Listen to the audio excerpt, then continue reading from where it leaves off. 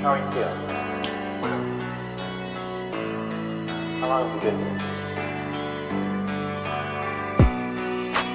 3 months, May 17th. And what brought you? That's difficult to answer.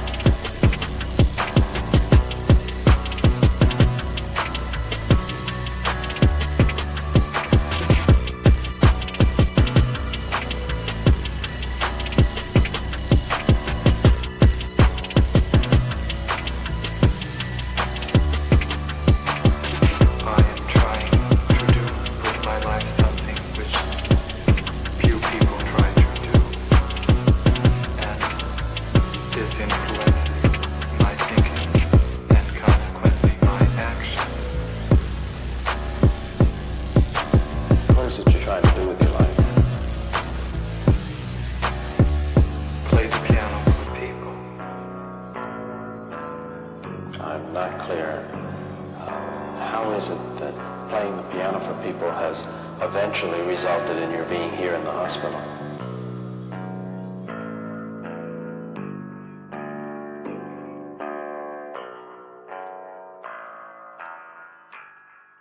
That's difficult to answer.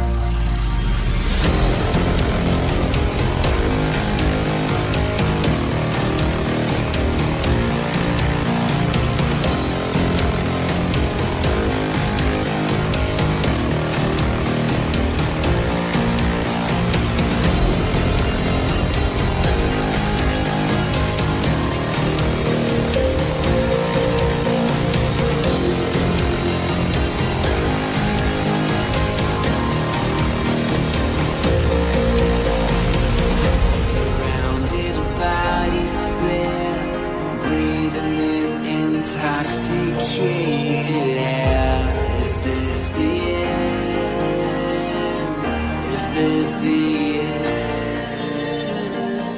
There's a noise inside my head of crying people facing death. Is this the end? Is this the end?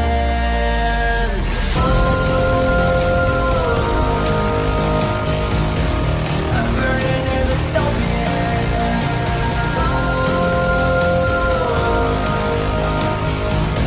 there's no place to hide.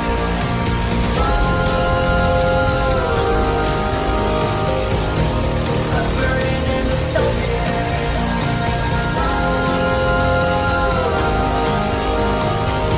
this is the final time.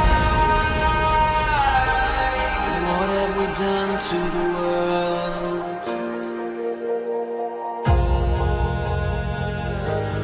What have we done to the world?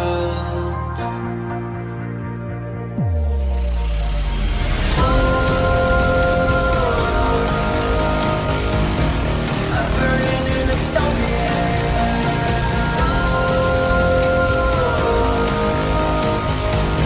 there's no place to hide.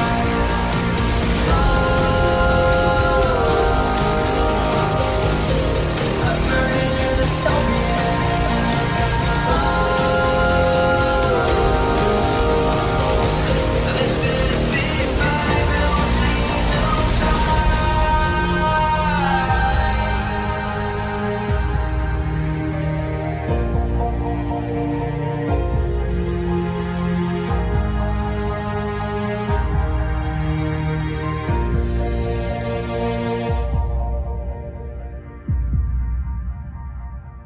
this is the final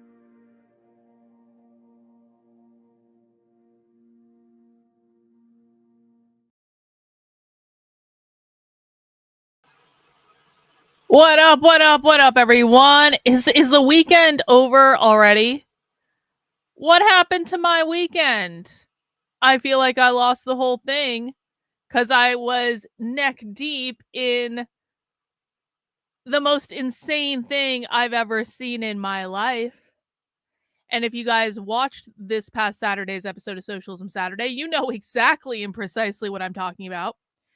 Because I spent 4 days last week what I'm going to call undercover, a little colloquially. I admit I'm taking liberties with the word because it was a virtual conference, and so I didn't actually have to leave my house. I didn't have to wear a disguise. I didn't have to wear a chest binder. But like, listen, man, I sat there for 4 days listening to everything those people said. I had to make sure all my tracks were covered to be able to not get caught even getting into the conference. I had to speak their language when I was in their chat. So, you know, was it true undercover? No, it wasn't true undercover, but it's not my fault they had a virtual conference. In fact, it's actually better for us that they had a virtual conference because it made it easier for us to do this. It is significantly harder to record things in person than it is if they just put it on Zoom. In fact, I mean, how considerate of them. How considerate of the Institute for Research into Male Supremacism to put it all on Zoom for us. That way we can sit back and we can record the whole thing. But listen, like, we still earned it. I have to say, everyone that was with me watching this entire conference, it's like we all earned it, okay? We all earned it. We all did things that most people would never ever do, which is sit there and listen to the left drone on and on and on and on and on and on and on ad nauseum for hours just to get video of them saying the craziest things that you've ever heard leftists say. And of course, I have started dropping the video. I've started dropping the video on my Substack, which is Karlyn, Karlyn .substack.com. You can head over to the Substack right now and find the very first clip that I've dropped on there, which is the infamous now deplatforming clip.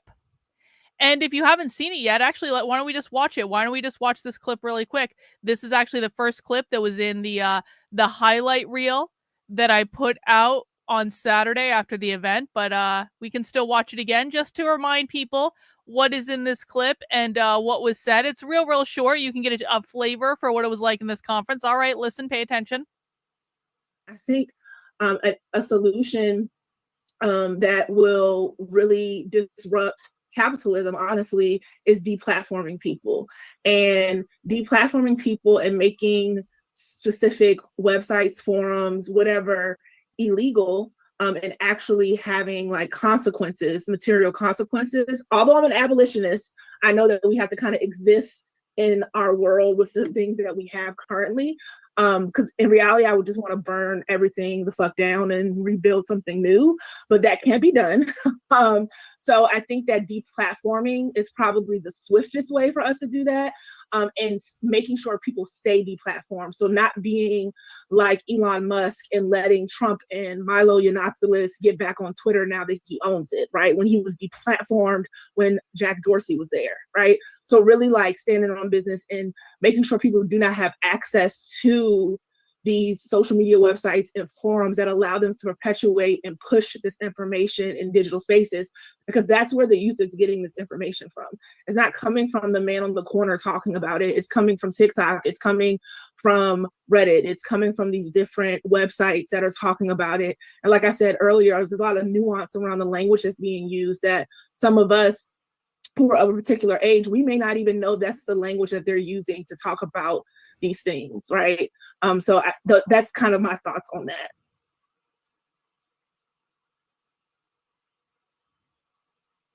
And I think that ties a little bit into the platforming issue that Dr. Coghill just mentioned as well. Like I spent my whole career doing the platforming, really. It's like the core strategy we do. But even I'm getting more and more skeptical of it because they have their own platforms and it's very hard to control them, and they're getting more and more financing. So they can, if they get kicked off somewhere, get an alternative. There's so many alternative platforms with huge reach now. It's still something. It still does something, but it's becoming less and less of a useful tactic over time because we don't have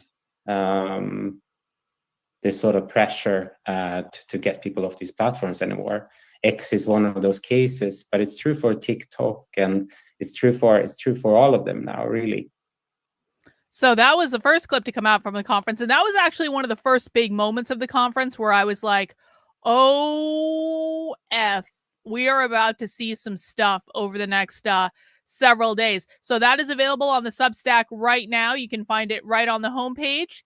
That is Karlyn, KARLYN.substack.com. I want to do a big shout out to Jeff Charles, my friend Jeff Charles, who is, oh, you guys can't see what I can see. Hang on. You can't see what I can see. You have to be able to see it. It's really good. I want to do a big shout out to my friend over at Town Hall, Mr. Jeff Charles. Jeff Charles covered that clip on Town Hall. Male Supremacism Conference spirals into open call for authoritarian censorship. A Virginia Commonwealth University professor called for deplatforming right-leaning media figures and influencers to disrupt capitalism. You know, I love Jeff because Jeff is one of those people that actually does listen to me. And so when I put out a clip saying, hey, guys, this is all about capitalism, just like I've told you every single time I've talked to you for the last several years now, Jeff actually puts that in the lead to the story. So I appreciate Jeff Charles very much for his coverage of that. Also, programming note, I mean, I know that her show is airing right now, but you know what? If you want to go watch Kim, you can go watch Kim. I love Kim Iverson. I will never tell people that they have to watch my show over Kim's or Kim's over mine. But I did actually talk to Kim Iverson earlier today, and I will be on Kim Iverson's show today. It was pre-recorded earlier, but you can watch it today. It's literally airing right now.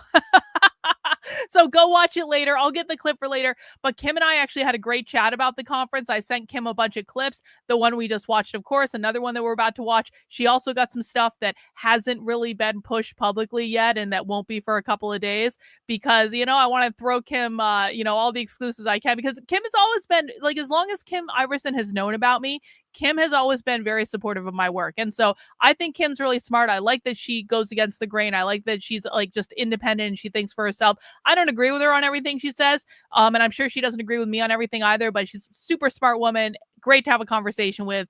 Loved being on her show. It's probably the best interview yet I've had with Kim. And so make sure you check that out. That was really great. Now, another clip that I showed Kim is currently pinned to the top of my Twitter feed, X feed, whatever. I cannot get used to calling it X. I just can't. I cannot get used to calling it X. It will always be Twitter. I have been on Twitter since Twitter launched at South by Southwest in 2007. I was one of those early people. It will never not be Twitter for me. I'm old enough to remember the fail whale. Okay, if you're old enough to remember the fucking fail whale, I had fail whale merchandise. I had a fail whale bag. And there are many people that are like, what the hell is a fail whale, Karlyn? I'm like, you know what? You knew if you were there. You knew what the fail whale was if you were there. And if you were not there, you will never understand the fail whale. Okay? Nuritu in with a super chat.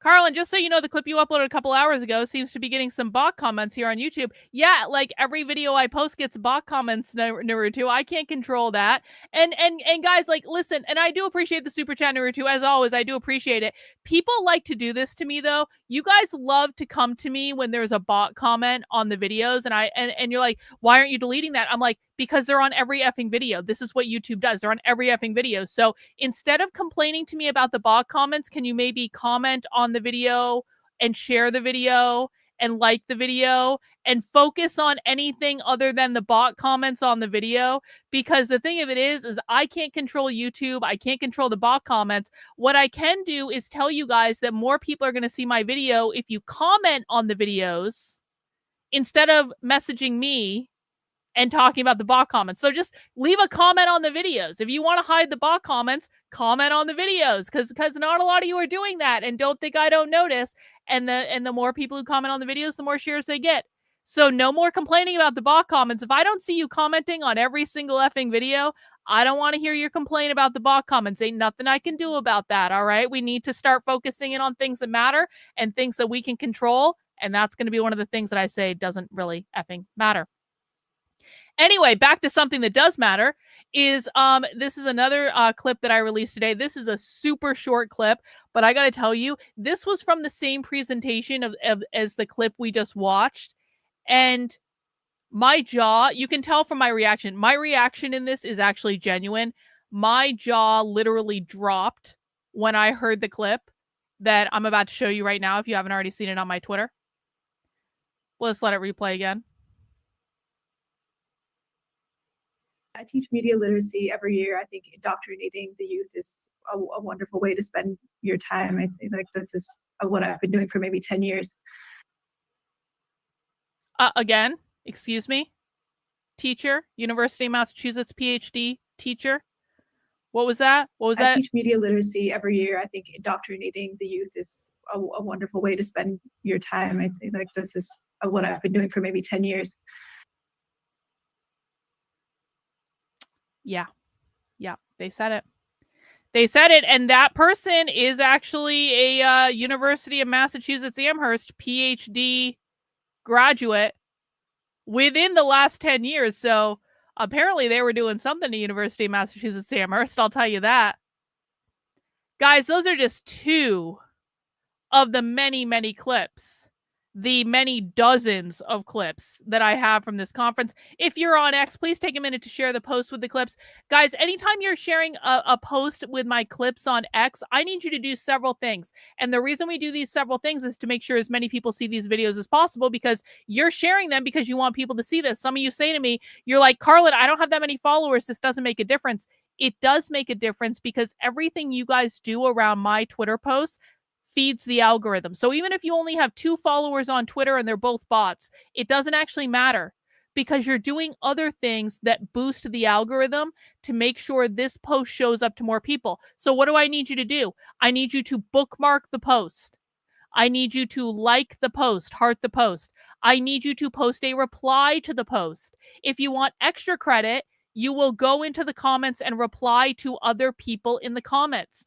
I need you to retweet the post, and I need you to quote tweet the post and write something complimentary about the post. And what a lot of you guys are doing are things I can't use, like you're being smartasses when you quote tweet it. I cannot retweet you if you are being a smartass, okay? If you are being flip about it, if you're being passive aggressive about it, if you are threatening these people in any way, I cannot use that to promote this. If you guys do, you can do whatever you want. I want to be very clear. I'm not telling you what to do. I'm simply saying here are the things that are going to be most helpful, and here are the things that I personally can retweet. But if you guys are fucking around and not taking it seriously, I can't use that, and that makes me upset because it's a missed opportunity to get it in front of more people, which should be our primary goal at the end of the day. So please make sure you're doing all of those things on the post if you want me to reach as many people as possible. And I know many of you do want this content out in front of more people. So we have to work together to get there. And that is one of the ways that we can work together to get there, is by you guys listening to me and doing what I tell you to do on the Twitter posts and not deviating from it and not being smartasses about it. Again, like I personally, like you guys know, like I'm a smartass. Like I'm flip on Twitter all the time, but there is a time to be serious and there is a time to fuck around. And if you're trying to get serious news out there, it's not helpful to be in a fucking around mode. Like joke in the comments, joke in the replies. Don't do it in the quote tweets. People don't understand that, and I can't use it and I can't share it. And it's a missed opportunity. We're working towards something here, okay? So there's a time and a place for everything, and just be mindful of that would be my best advice. So what are we going to be watching today? We're going to be watching. You guys cannot see my screen again. Why can't you guys see my screen when I'm not sharing it?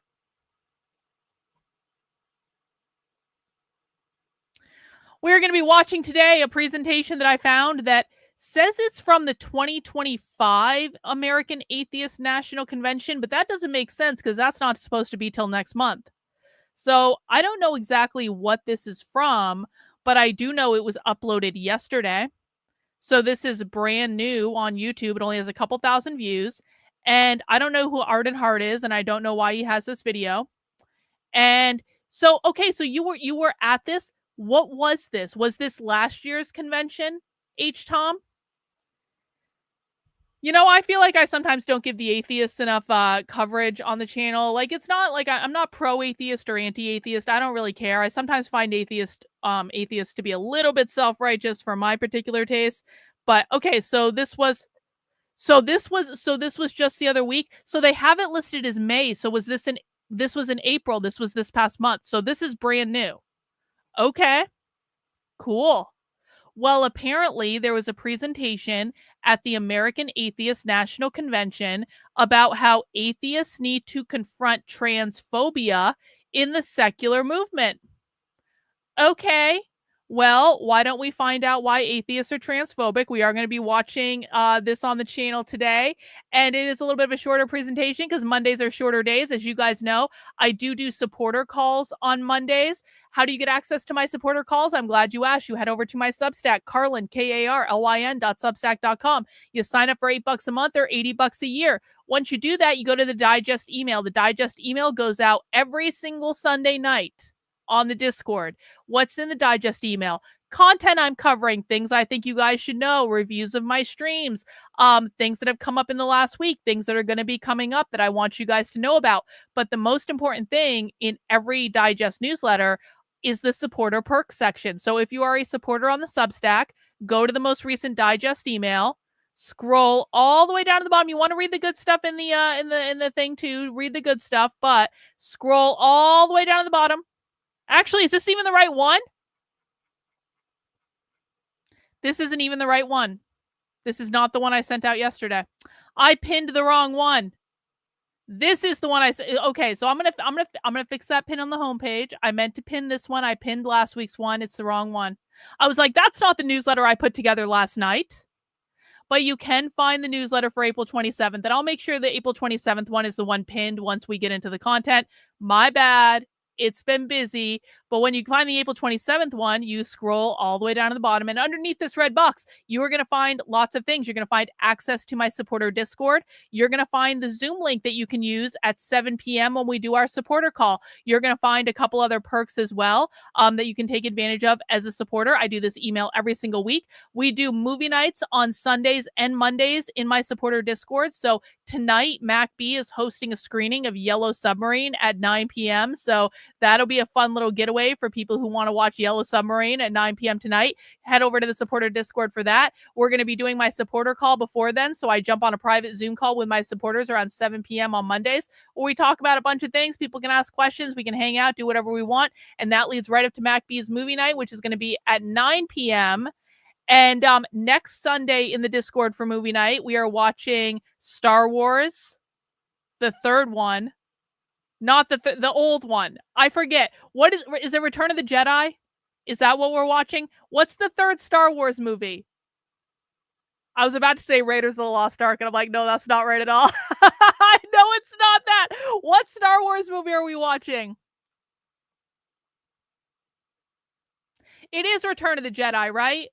That's the third one? Return of the Jedi. Thank you. Thank you. See, I never got into Star Wars. My husband's real into Star Wars. He has all the Star Wars Lego sets, including the giant ass Millennium Falcon that I got him a couple years ago.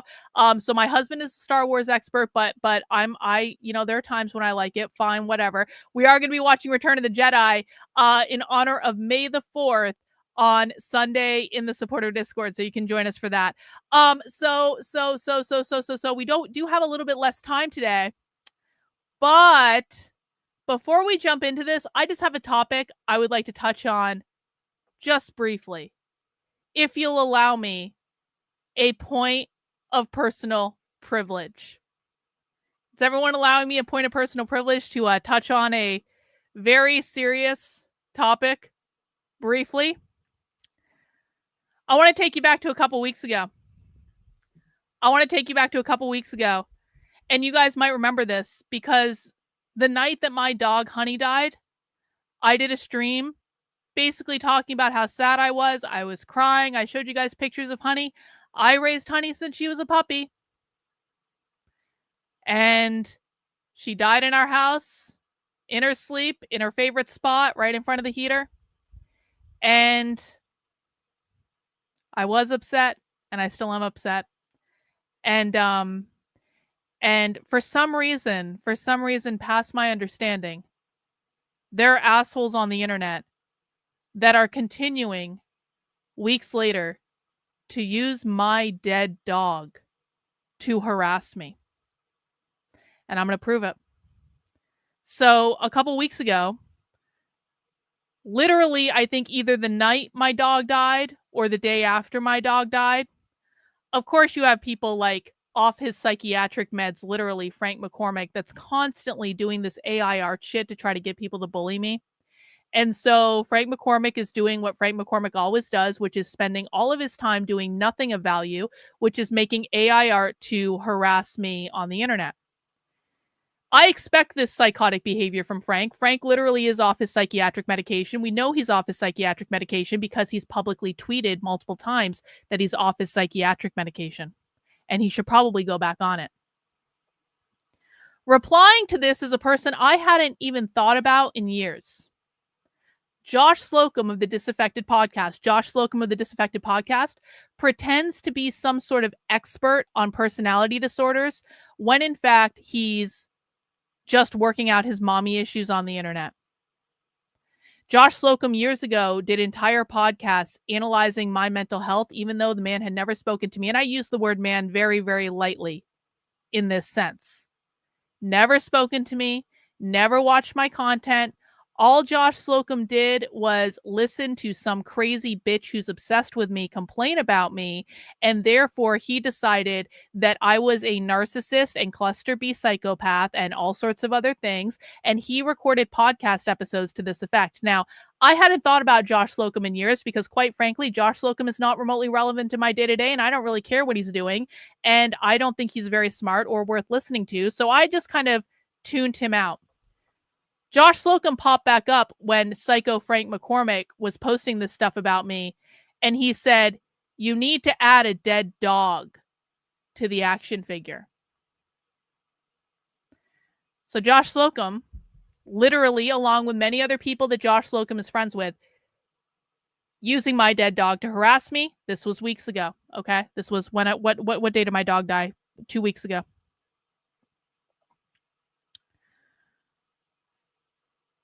So fast forward a couple weeks.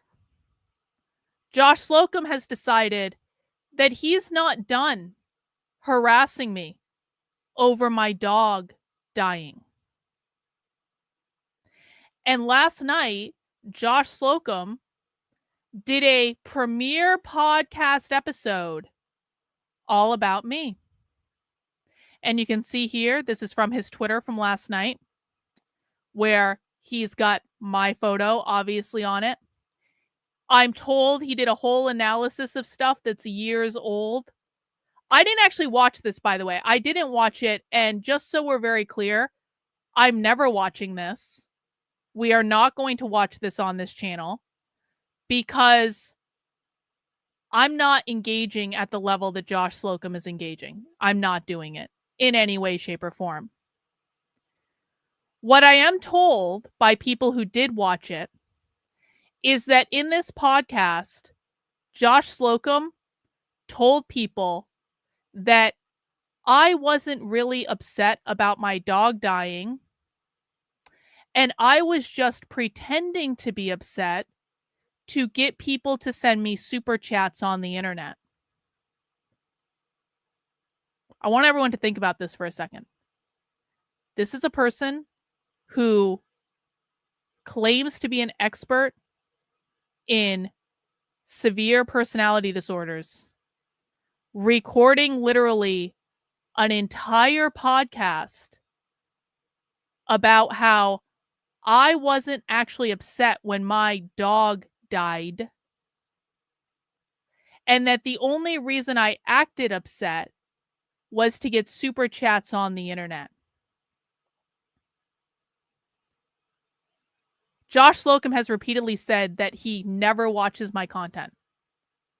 I can tell you flat out, Josh Slocum and I have never had a conversation. We've never had a single conversation. Josh Slocum doesn't listen to a thing that I say. He doesn't engage in any meaningful way. All he does is sling bullshit on the internet.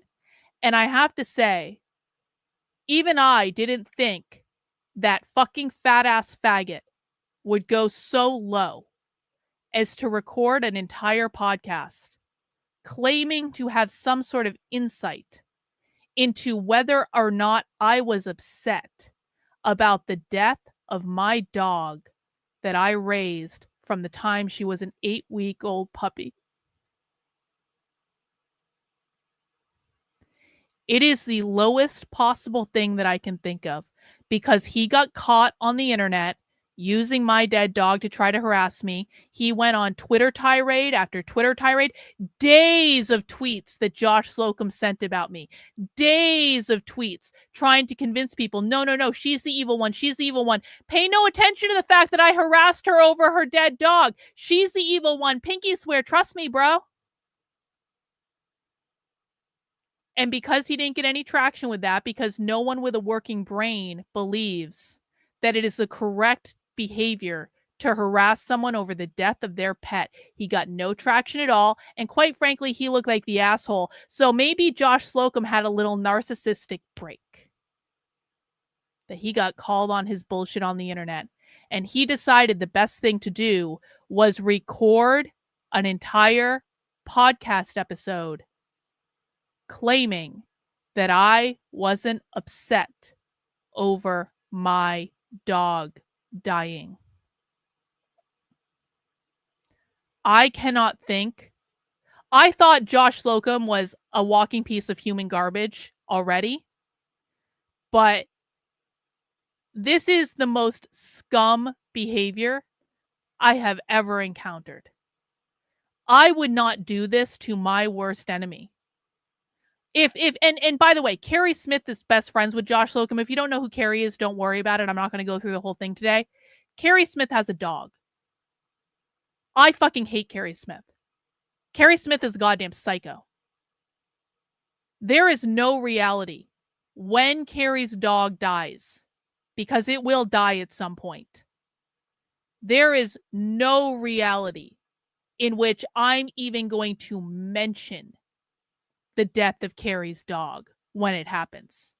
No matter how much I hate that woman, no matter how much I think that woman is a raging fucking psycho, no matter how much destruction that woman has caused on the internet with her unhinged fucking dissociative disorder,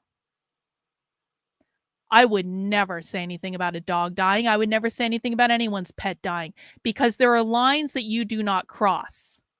And if you are a person on the internet that's claiming to be an expert in mental health, perhaps not recording a podcast where you insinuate that someone's dog dying was used to make about $50 in super chats on the internet, because that's about my recollection of what people sent in. And by the way, just because I know there are people that won't fact check and go back and watch the stream I did, I never asked anyone to super chat in. I very rarely ask people to super chat in. But here's what happens when people who appreciate you and support you see you in grief. They want to make you feel better in some way, and so some of them send money. And it's not about, I'm sad, pay me. That's not what it is. But it's people trying to express their love. It's people trying to express their support in the way that they have to do it. And normal people understand that. Normal people understand that there is no universe in which I'm faking any sort of emotions around the death of my dog to get about $50 in super chats. I make more money off of one paid subscription to my Substack than I did off that stream. It is the lowest form of human behavior that I can possibly imagine.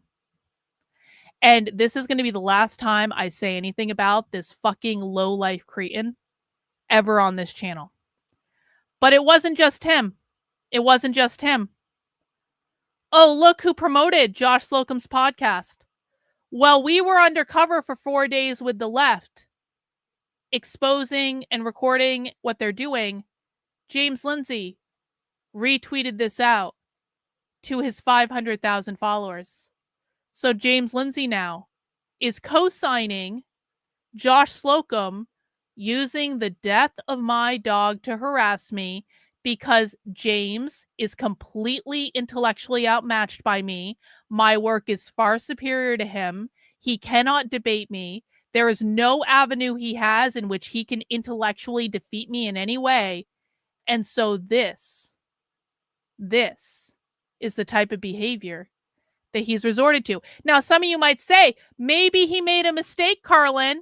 Maybe he didn't know what Josh Slocum was saying. All right, that's fair. When James Lindsay originally retweeted this, Josh Slocum hadn't aired his podcast yet, harassing me over the death of my dog.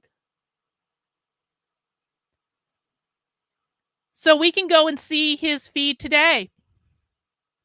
Because, of course, the good Christian Carrie Smith, who really thinks that she's behaving in a godlike manner. This is the person who has a dog that I said I would never say anything about her dog dying. It will never happen. This happened earlier today. Carrie Smith retweeted this out because she's a fucking raging psycho. This is a great illustration of cluster B behavior. Using a particular narcissistic psychopath, I and many others have been unfortunate enough to encounter. Great work, Josh. And who retweeted it? James. Again. I don't want to be in the business of telling anyone on the internet what to do. I really don't. Do whatever the fuck you want. Doesn't make a difference to me at all. But what I will tell you is, if you support this behavior, if you support any of these people, if you support people who would use the death of someone's beloved pet to harass them, no matter what you think of that person, get the fuck out of my community. I really mean that. I don't want anyone here that believes that this type of behavior is acceptable. I have always had a curated community, and I will always have a curated community, Because if there's one thing that I've learned in the past 5 years, is that the internet is filled with absolute psychopaths. And in order to be able to do what I want to do and to cover the content that I want to cover, I can't make this any harder on myself than it needs to be. And that means if you support harassing people over the death of their pets, you do not belong here. There are plenty of perfectly toxic places that you can go on the internet where you will fit right in if you think this is acceptable behavior. You will not bring that bullshit here. So, I've recently unblocked over 17,000 people on Twitter. I unblocked everyone on my block list on Twitter. I've been blocking people since then because people are coming into my feed and being assholes. I've also had a lot of positive response from people who say, hey, thanks for unblocking me. Appreciate it. They follow me. They start following my content. I don't know why I blocked them in the first place, so fine, whatever. I do every once in a while a general amnesty on my YouTube channel where I just unblock everyone that I've blocked in the past. I'm saying, okay, everyone gets a clean slate. Every once in a while, not often, but every once in a while I do that. So it's not as though I'm opposed to welcoming people back in that maybe made a mistake, maybe we had a miscommunication, maybe there was a misstep, whatever. But I want everyone to understand the reason I block people and the reason I have a heavily curated community is because I've been dealing with these people for over 4 years. Almost every day of my life. I've been dealing with the hordes of unhinged lunacy that these people drum up on the internet. This is toxic. This is low level. This is lower than fucking trash. This is trailer park. This is every bad reality TV show. This has energy involved in it that I don't want anywhere fucking near me. So this is the line in the sand. If you support these people, get the fuck out, go hang out with them. And I wish you the very best of luck, but we don't want you here. And I think I speak for myself. I also think I speak for many people in my community who support me and have supported me for years. Stay the fuck away. You cannot go any lower than what these people have done. And they can go be miserable on their hellscape side of the internet. And I'm staying over here. And because I'm staying over here, we're going to be able to focus in on things that actually matter. We have a ton of content coming out over the next couple weeks.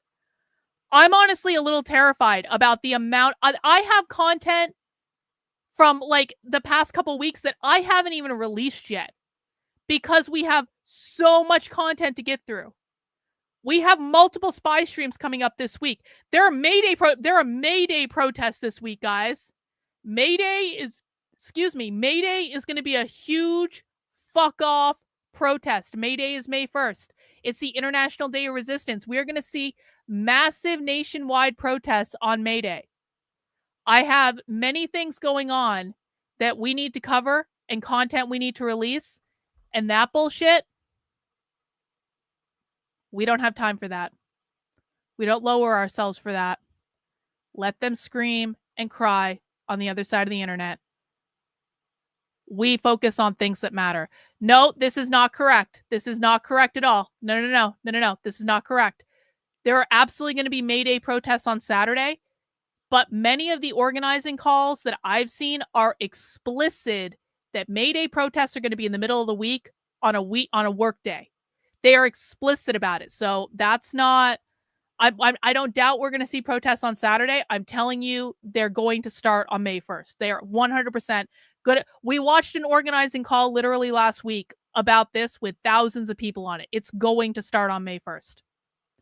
So we need to focus on things that matter. And that's exactly what we're going to do. And for the rest of this stream, we are going to be watching the Atheists talk about transphobia.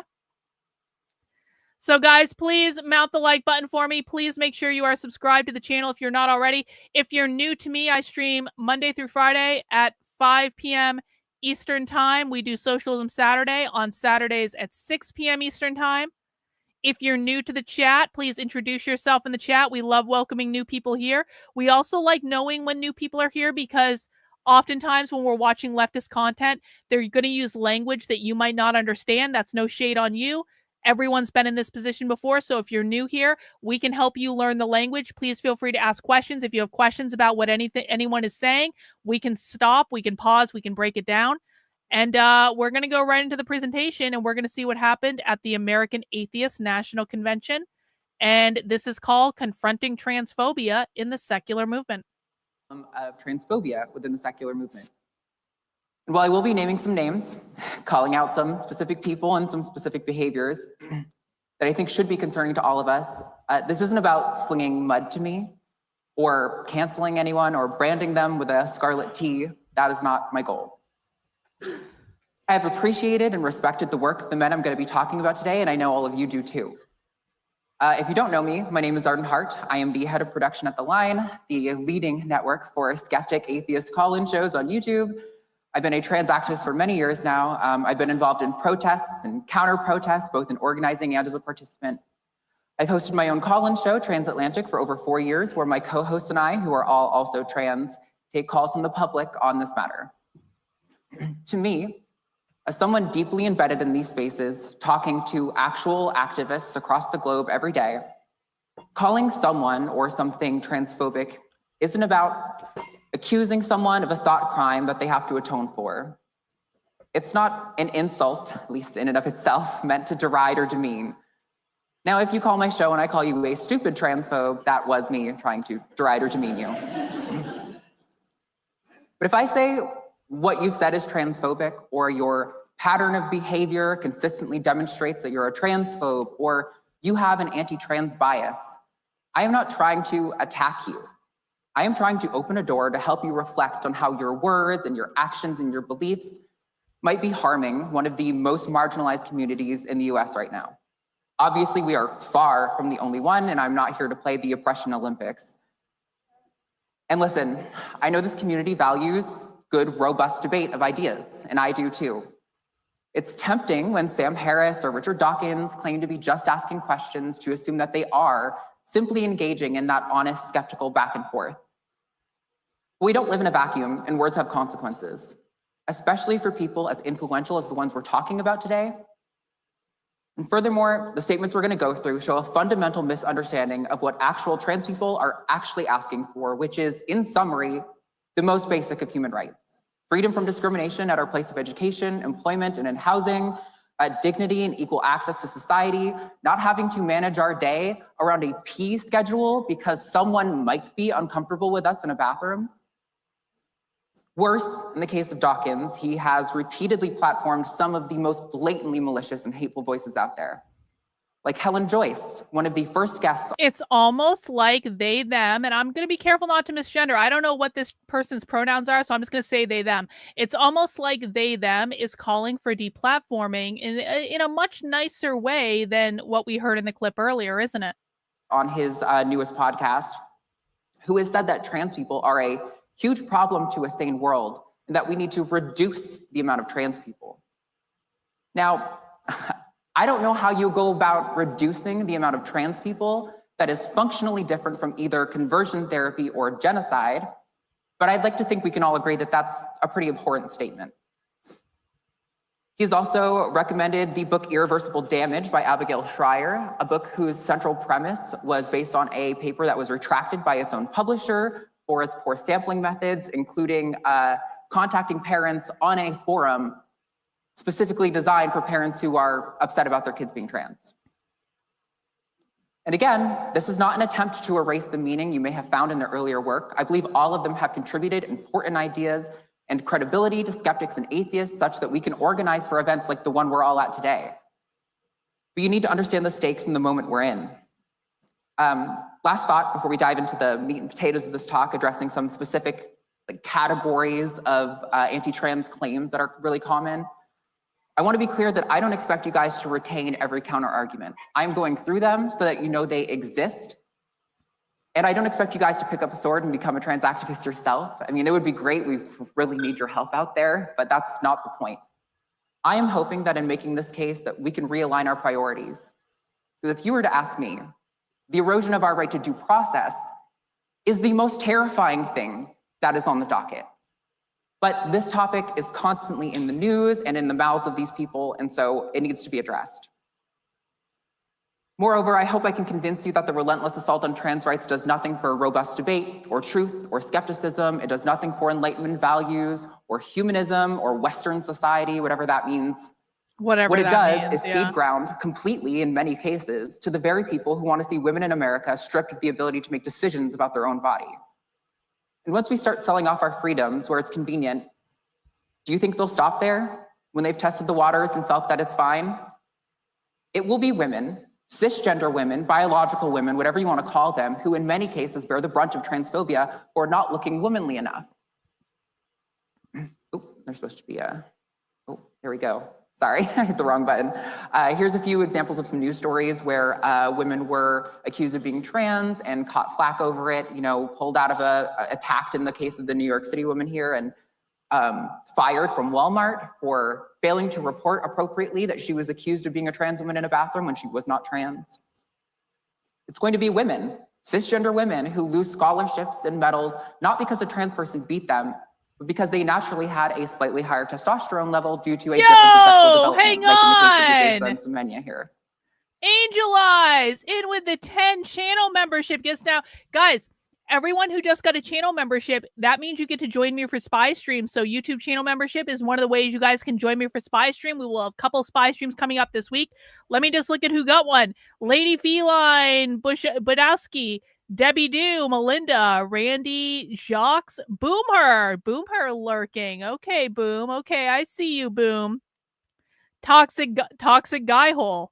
That's quite a name.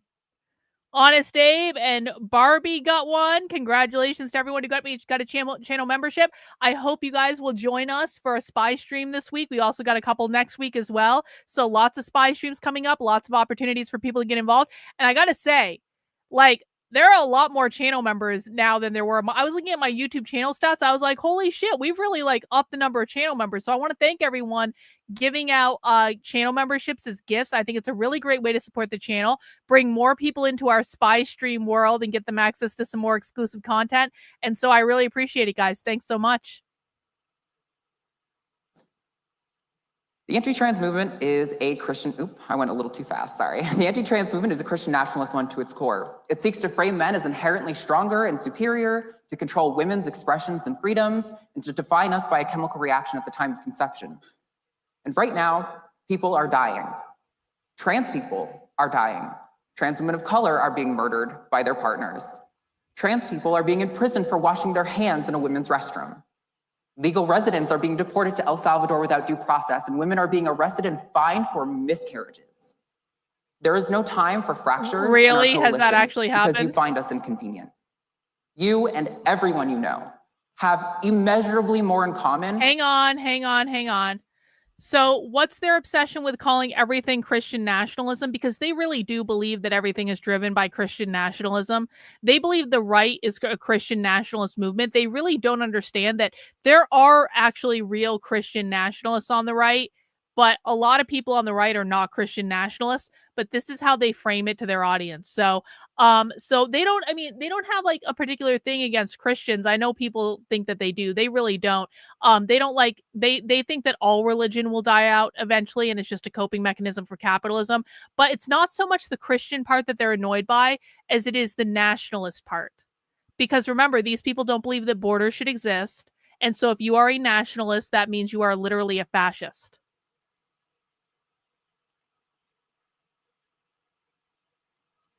With the most disadvantaged trans person than you could ever have with the billionaires and Christian nationalists who are in charge.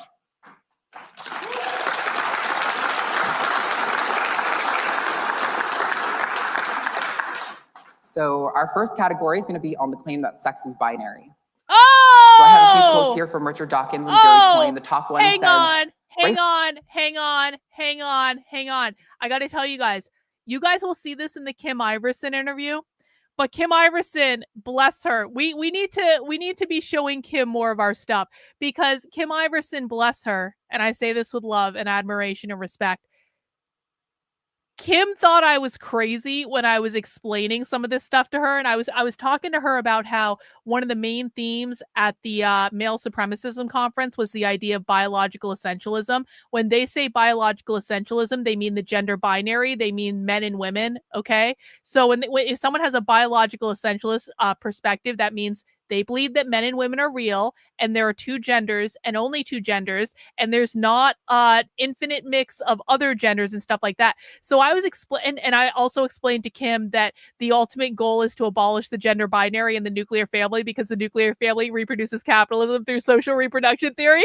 And I was like, I was trying to go slow with it, but you could kind of see Kim's head kind of explode when I went into the whole like thing. You guys have heard me say this a million times. The left believes capitalism created the gender binary, which put men in the workplace, women in the home, doing the unpaid labor, raising the next generation of workers in the nuclear family, which is the social reproduction of capitalism, because they believe that the nuclear family reproduces capitalism and therefore they need to disrupt the nuclear family in order to disrupt. You guys have heard me say this a million times, and I think some of you are used to it.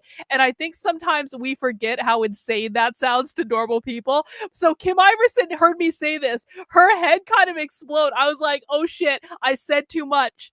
And I said, Kim, I have this podcast called the Counter-Revolutionary Book Club, and if people don't believe me, I'll show you their literature. I'll show you where they're saying all this.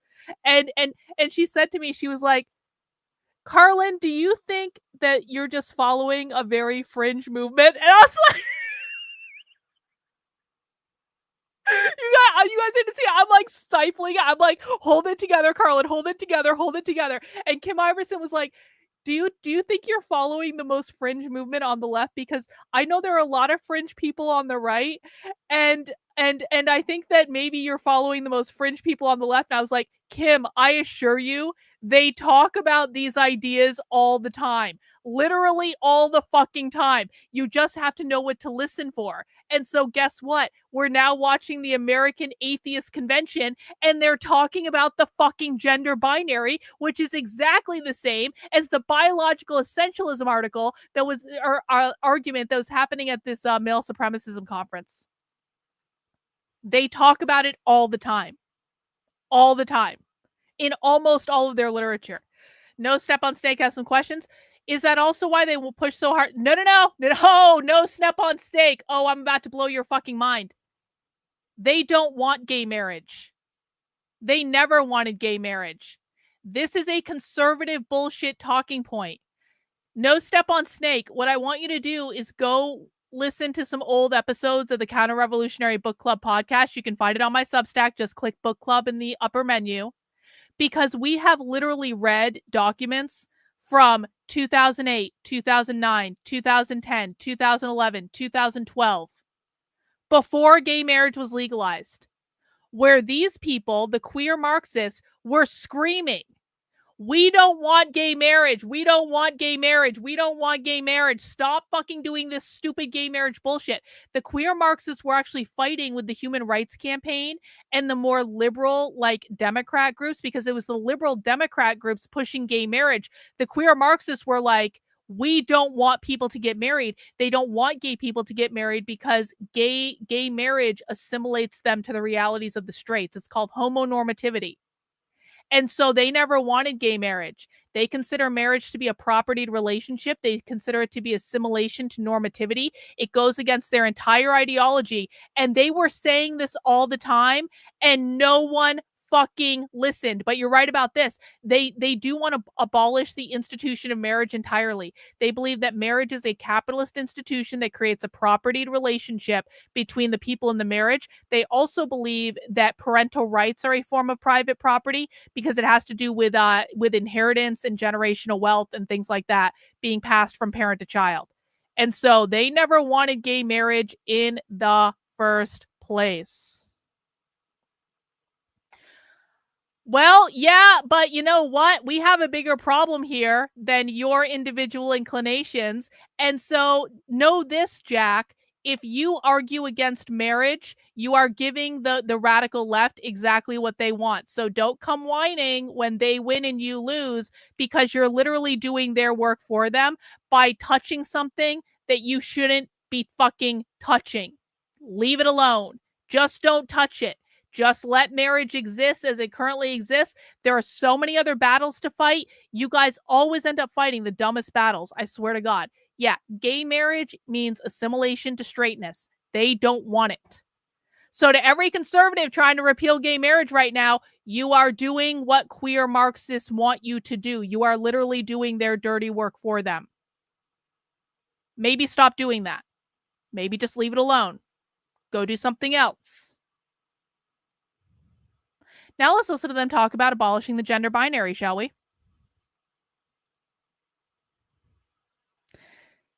Yes. 2 more that I have scheduled right now. Yep, we will. Race is a spectrum, but sex is pretty damn binary. Jerry Coyne says that under this definition of sex, nearly all individuals fit into a biological sex category. Okay, so hang on. We got a question here. And I'm going to rewind this a little bit so you guys can hear this biological sex thing again. So you know I'm telling the truth about the gender binary piece. What are the most important battlegrounds which need to be won? The most important thing that people need to do right now is to educate themselves.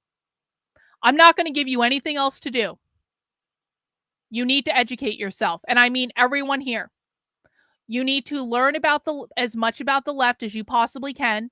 You need to learn what they actually think. You need to unlearn all the bullshit that conservative influencers have taught you, because that's part of the problem. Is conservative influencers are teaching their audiences things that are fundamentally unhinged from reality. So we need to unteach all the bullshit that conservative influencers have taught. Teach people what's actually going on using real world evidence. And we need people to sit their asses down and listen and learn. That is the most important thing that needs to happen. And if that doesn't happen, we lose. If people don't start to learn and really grapple with reality, then we lose and they win, and it will be entirely our fault because you didn't sit down and learn. And so that's what I'm trying to do here. Maria, in with the 10 gift membership. Let's see who got a membership. Brian got one. Bill got one. Laquicious got one. Radical Moderate got one. Marcia got one. Catan got one. Jean got one. Ghost Reflection got one. Joe got one. Congratulations to everyone who got a gifted membership. Oh, God, you guys are doing all the gifted memberships today. Jack, I'll answer your question in 1 sec, bro. Nick win with the 5 gifted memberships. JP got one. Philospeak got one. Darren Scott got one. Base Pollock got one. Tom got one. Guys, welcome to the channel. I hope you join us for Spy Stream this week. I will always post credentials to the community tab. Jack, welcome as a new subscriber. We love having new subscribers here, but we do need you to listen, okay? What gender is a person that has XY? Okay, Jack, here's what you need to hear. These owning the lib talking points, they don't matter here. Our job is not to own the libs. Our job is not to dunk on the libs. Our job is not to debunk the libs.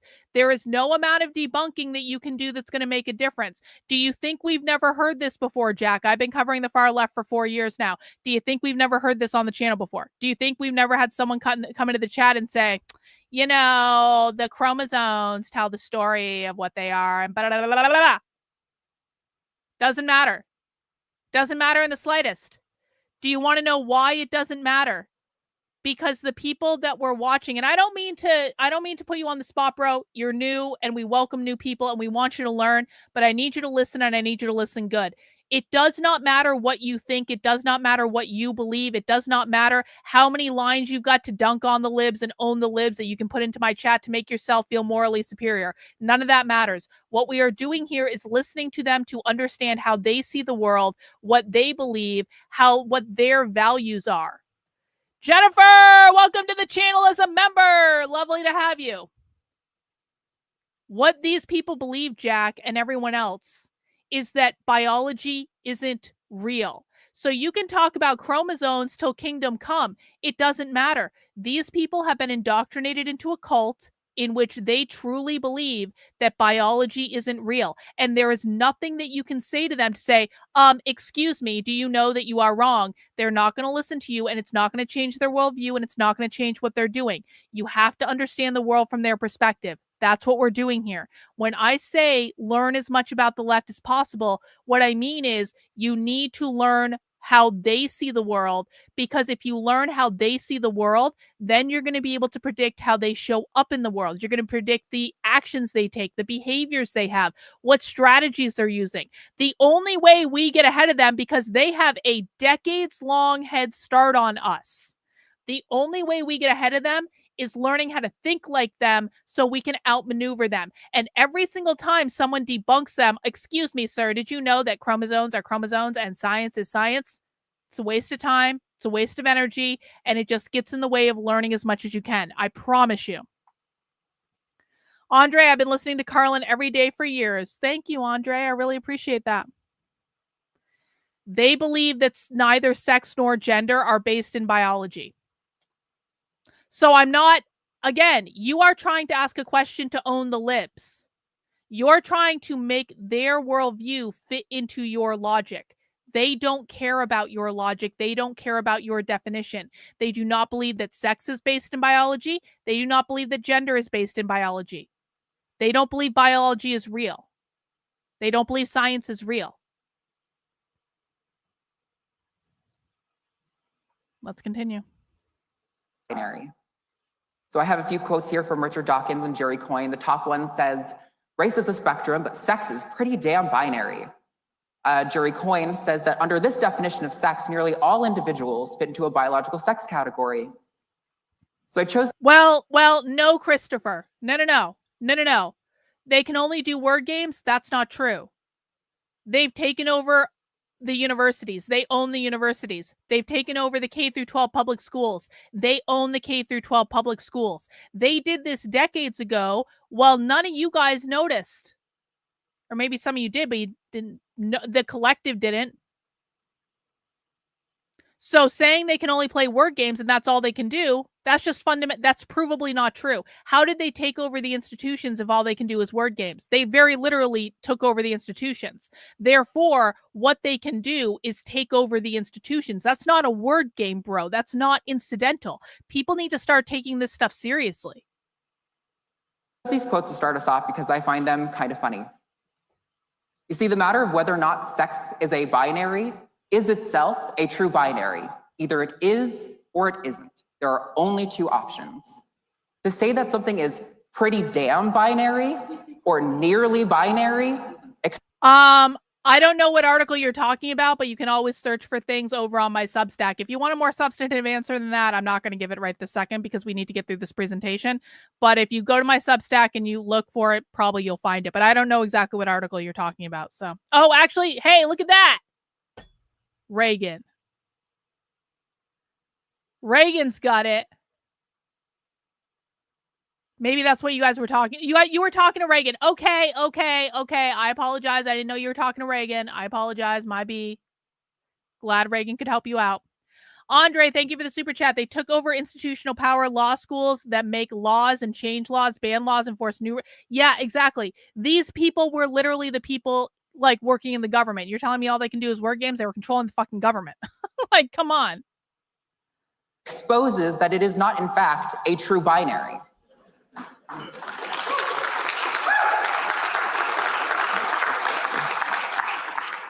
This is what's called bimodal, a data set where the majority of points occur at two locations, but not exclusively.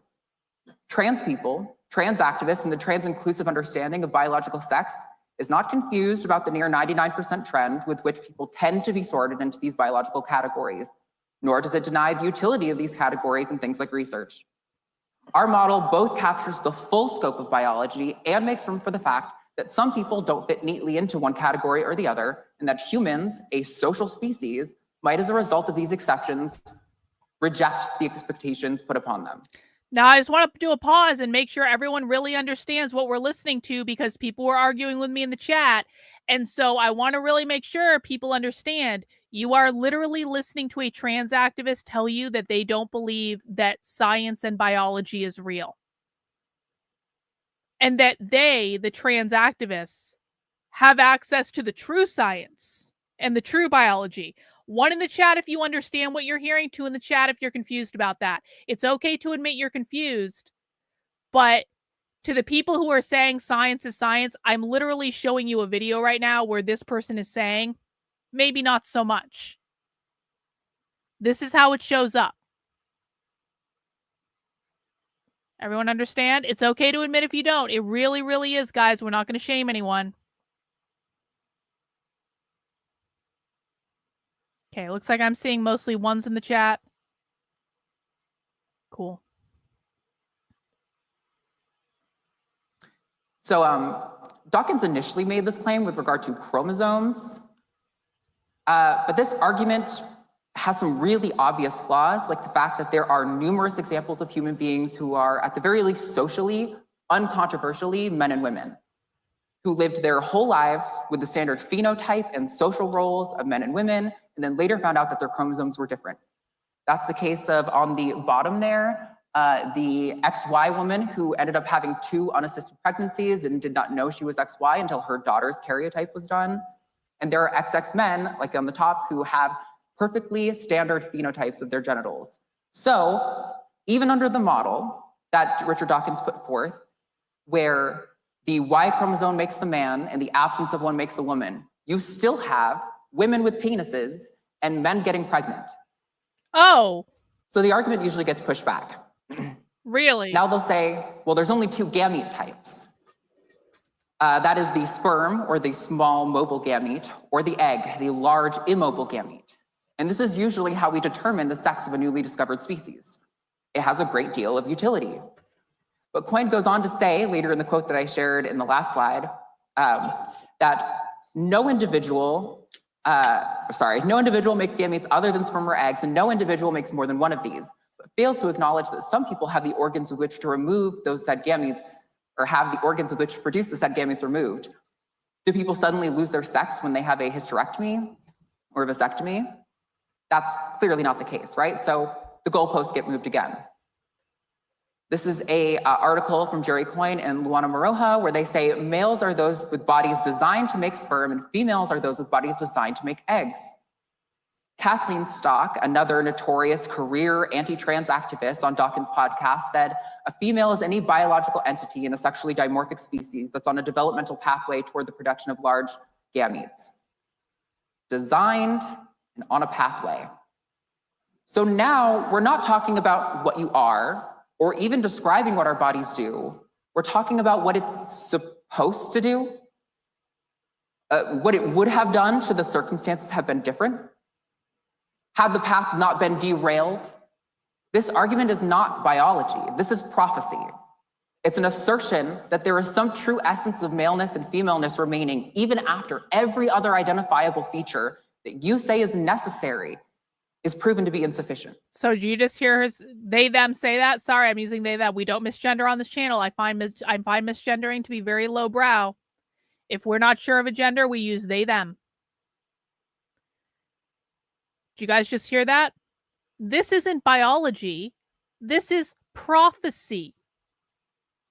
They're telling you they don't believe that biology is real, or that the only biology that is real is the biology that reinforces the idea that there are an infinite number of genders and there's more than just men and women. And if you just have men and women, which is called the gender binary or the patriarchy, you are literally ignoring the true science. Does everyone understand this? They really do believe this. This is not an act. They believe this. Annie, that is a debunk. I'm not answering that. You're trying to debunk them, and I don't appreciate it. Debunking gets nowhere, guys. You have got to accept that they do not believe that science is real. This is the cult that they've been raised in. This is the cult that they were indoctrinated into in school. This is not going to go away just because you say, excuse me, sir, but what about the science? They don't believe science is real. Max, do you think we'll see a major shift in political thought within elite institutions? No! Do you think that schools have to bend the knee to the Trump administration? Max, you got to stop listening to whatever commentators you're listening to, bro. You got to stop listening to whoever you're listening to, because there is no reality in which major universities are bending the knee to the Trump administration. That's not happening. Harvard just told the Trump administration to go screw. The major universities are going to follow that suit. Columbia bent the knee early on, but I don't think we're going to see a lot more schools doing that now that Harvard's told them to go screw. So no, there is no universe. There is no universe in this world, or in this universe, or in this galaxy, or in this whatever. There is no universe in which the universities are changing. First of all, change doesn't happen like that. You do not change things with an executive order. You don't change things with 2 executive orders or 20 executive orders. You don't change things by taking away their funding. These are cultural institutions. Culture does not change overnight. Culture changes over decades. Okay? So if anyone is hoping the universities are going to give up, you're about to be really disappointed. I'm sorry to tell you, because I know not many people are, but what the Trump administration is doing is not going to work. And I say that having worked in higher education for 10 years. I know how these people think. It's not going to work. I predicted Harvard was going to do this. People in my chat can attest to this. I predicted that Harvard was going to do this months before they even called Harvard out on this. I was saying the schools aren't going to do this. The schools are going to give up the funding. Why is Harvard going to give up the funding? Harvard has a $60 billion endowment. Harvard doesn't need the funding. Harvard owns half the fucking property in Boston. Harvard can literally fund the tuition of all of its students based on the interest on the endowment alone. That means they don't touch the core $60 billion. It means they're only operating based off of the interest on their existing endowment. Harvard, $2.2 billion of funding that the Trump administration is trying to cut, it sounds like a lot of money, and it is. And it is going to impact researchers primarily. It's going to impact like grant-funded faculty. But if you think that's going to stop the universities are going to go tell you to fuck off. They're going to lose the funding. And guess what? The moment that they lose all that federal funding is the moment they can say and do whatever they want with no federal oversight at all. And you don't need an endowment the size of Harvard's to do that, by the way. Every single other Ivy League and high-profile school can do this. And that's exactly what they're going to do. And they're going to feel the pain for a short-term period of time, and there's going to be a transition where they're going to temporarily experience some pain, but they're going to figure out other ways to bring in that revenue. They're going to figure out other ways to bring in that funding. They're already working on it. And then as soon as a Democrat gets back into the White House, by the way, all this goes away. Everyone understands that, right? If a Democrat ever gets elected to the White House again, everything goes back to normal and the schools get all their money back. Because when you exist by executive order, that can change very easily when the administration switches over. So this is a short-term pain that could potentially mean that there is no federal oversight over anything these schools are doing anymore, which means they're going to go further left. So the Trump administration didn't actually make things better. Chances are, ultimately, it will prove that they made them worse.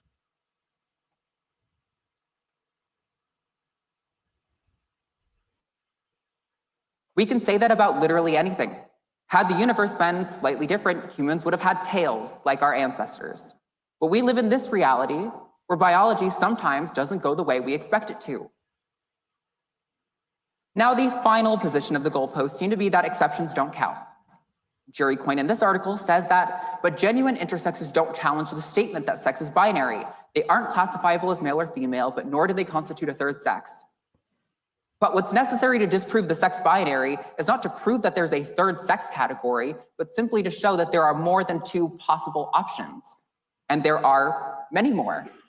You don't just get to toss out the exceptions to a universal statement you made because it's inconvenient to your argument. When you're in law or philosophy and you're making these sort of universal statements, we'll often do what's called testing the limiting principle. You know, we're looking on the edge cases to see if that is actually a truly universal rule, or if it's just a statistical trend. So imagine, if you will, you're checking into a hotel. You go up to the clerk and the person behind the counter says, just so you know, all the rooms in this hotel are locked. You might be like, wow, that's really weird that you went out of your way to explain that. So let's say you go around and testing all the doors. And after testing all 100 doors in the hotel, you find that 2 are unlocked. You go back to them and you say, hey, you lied. There were 2 open doors. I walked in on people. And they go, whoa, but the exceptions don't break the rule. I mean, 98% of them are still that way. And, you know, all of our fire alarms work. Are you gonna trust them? Are you staying in that hotel? Because here's the truth of it. If every time your definition of binary gets challenged, you move the goalpost to protect the status of binary, you aren't seeking truth. You aren't defending a fact, you're defending a narrative. A very political narrative that serves to essentialize individual humans. Hello, gaslighting and projection 101, because we are watching a political narrative right now. Down to our reproductive capacity as a species. This is called the ecological fallacy, or the fallacy of division, that suggests that traits which are true of populations must necessarily be true of individuals within those populations. In putting aside the problem of whether or not a trans woman or a trans man is in fact a man or woman, what is the point of this conversation? Because it gets you views on YouTube?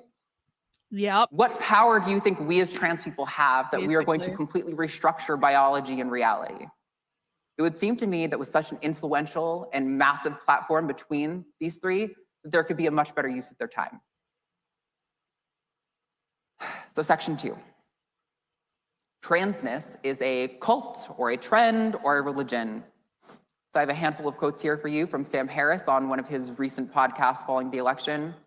Many Americans reject the new metaphysics and even the new biology mandated by trans activists in the institutions they have successfully bullied and captured.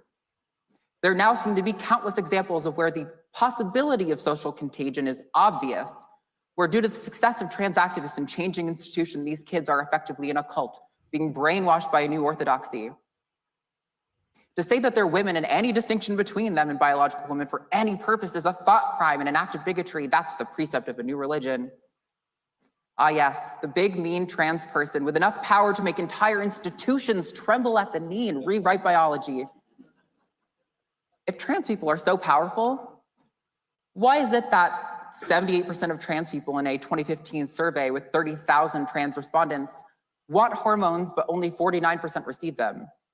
If we're so powerful, why is it that 49% of those same respondents don't have IDs with the name or gender marker they were preferred? It's a real shit job we're doing with all this power we supposedly have. But furthermore, who exactly, I would love to know, is enforcing these alleged thought crimes? You know, I actually appreciate one thing all of them have said, which is that while they may not understand or agree with every element of trans rights, that they would use the names and pronouns of a trans person if they requested it because it's a matter of politeness. Well, of course, trans people want those in our lives to see us for who we are. I have no claim to divine punishment for you not thinking I'm a woman. But of course, I'm not going to be comfortable with you or inclined to friendship with you if you don't value me the way my friends who see me as a woman actually value me. But this claim of trans as a religion comes up quite frequently on my show, Takis. I don't see them work as a The core woman, of this claim I'll say that. seems to be the notion that when someone identifies as trans, since you have no access to the contents of their minds to prove it, the proclamation is tantamount to a spell or invocation or a claim of a relationship with God. It's well suited to an audience of atheists who already are predisposed to reject anything they perceive as religious, whether or not it actually is. This analogy, though, I think falls apart pretty quickly when you look closer. When someone makes a claim about a relationship with God, they're making a claim about external reality. They're asserting not just that a God exists, but that he can communicate with them. And in the minds of many Americans, he has a lot of opinions on what kinds of sex you can have and with whom, what clothes you can wear, what foods you can eat, endorses slavery and commits genocide and threatens us all with eternal damnation for disbelief. It has implications for every person who exists and will ever exist. However, when a trans person says they're a woman or a man or non-binary, they're not making a claim about some fundamental component of reality. It's a claim about their perception of their internal experience and sense of identity. They aren't rewriting everything you know about biology. They are just exposing that the biological essentialist model is insufficient to account for everyone's experience. If this brand of supposed skepticism were consistently applied, you would be the most unbearable person to talk to. Imagine if every time your friend mentioned their internal state, like, I'm gay, or I'm hungry, or I'm in pain, you demanded external proof lest they be accused of a New Age religion. Oh, you're in pain? Let me shove my fingers into your open wound and see how much you squeal. Oh, you're hungry? Eat this entire pizza right now. Oh, you're gay? Kiss every man in this room right now. Clearly, that's absurd. We rely on people's honest reporting of their internal states every single day without calling it a religion. Doctors rely on honest self-report to be able to do clinical diagnostics with things like pain. When you went to the emergency room and saw that little smiley face scale, did you think that was some sort of like objective test? Or was that a subjective measure you were reporting? Demanding external proof of a completely subjective internal experience doesn't make you skeptical, especially not when you're not applying it universally. It just makes you annoying. But this skepticism is tied to a hypothetical fear that I want to explore taking seriously for a second. Maybe someone is lying about their gender identity to do harm to someone else. Forget that transitioning is unequivocally the most inefficient way to go about predating on somebody. If somebody lies about anything to commit harm, like sexual assault, they should face the full consequences for their actions. But what you're mad about isn't trans people, it's the ineffectiveness in our systems of power to do anything about sexual assault. You are mad about rape culture.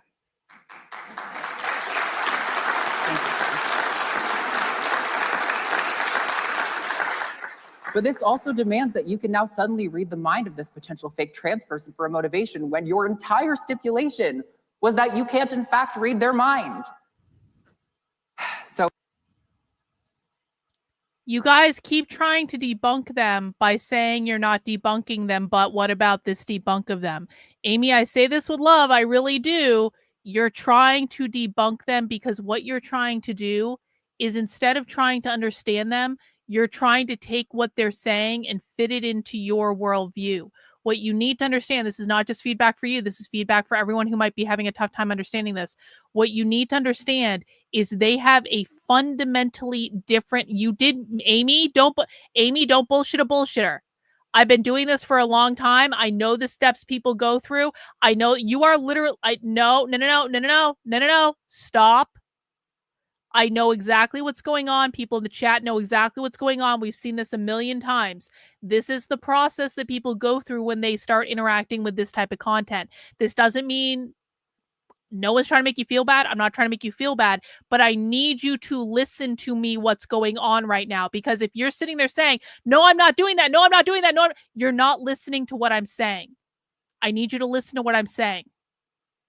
These people have a fundamentally different worldview than you do. Trying to take what they are saying and putting it into your worldview is not going to work. What you need to do is set aside your worldview and look at this from a detached perspective to understand they have a completely different set of values. They have a completely different set of beliefs. They do not consume the same content you consume.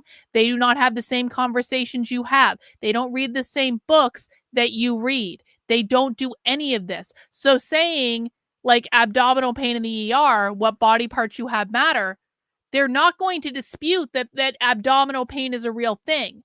What they're going to dispute is aspects of biology that do not uphold their worldview. So the abdominal pain doesn't fucking matter. Sorry to be aggressive, but it doesn't matter. Their worldview is not built around whether or not the abdomen is a real thing. Their worldview is built around, is gender a real thing? Is biological sex a real thing? This is a great way. And again, I'm not trying to be mean to you. I'm not trying to make you feel bad. I'm really, really not. But sometimes people need to be hit in the head, and I've seen this enough to know what's going on. Their reality is completely different.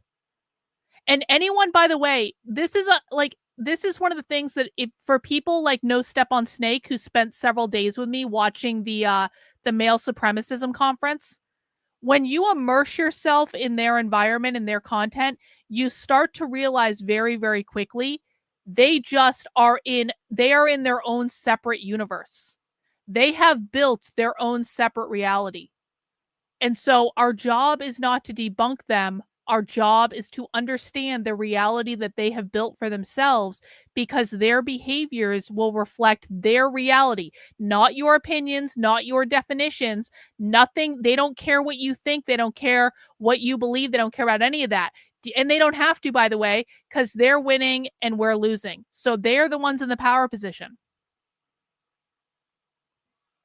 You're not starting anything. This is the purpose of this. You didn't do anything wrong. What you're doing is going through a process of cognitive dissonance that I have seen hundreds of times with people on my channel. So you didn't do anything wrong, but sometimes if I need you to listen and I feel like you're fighting, I'm going to get a little aggressive because sometimes that's just what's required to get people to calm down and listen.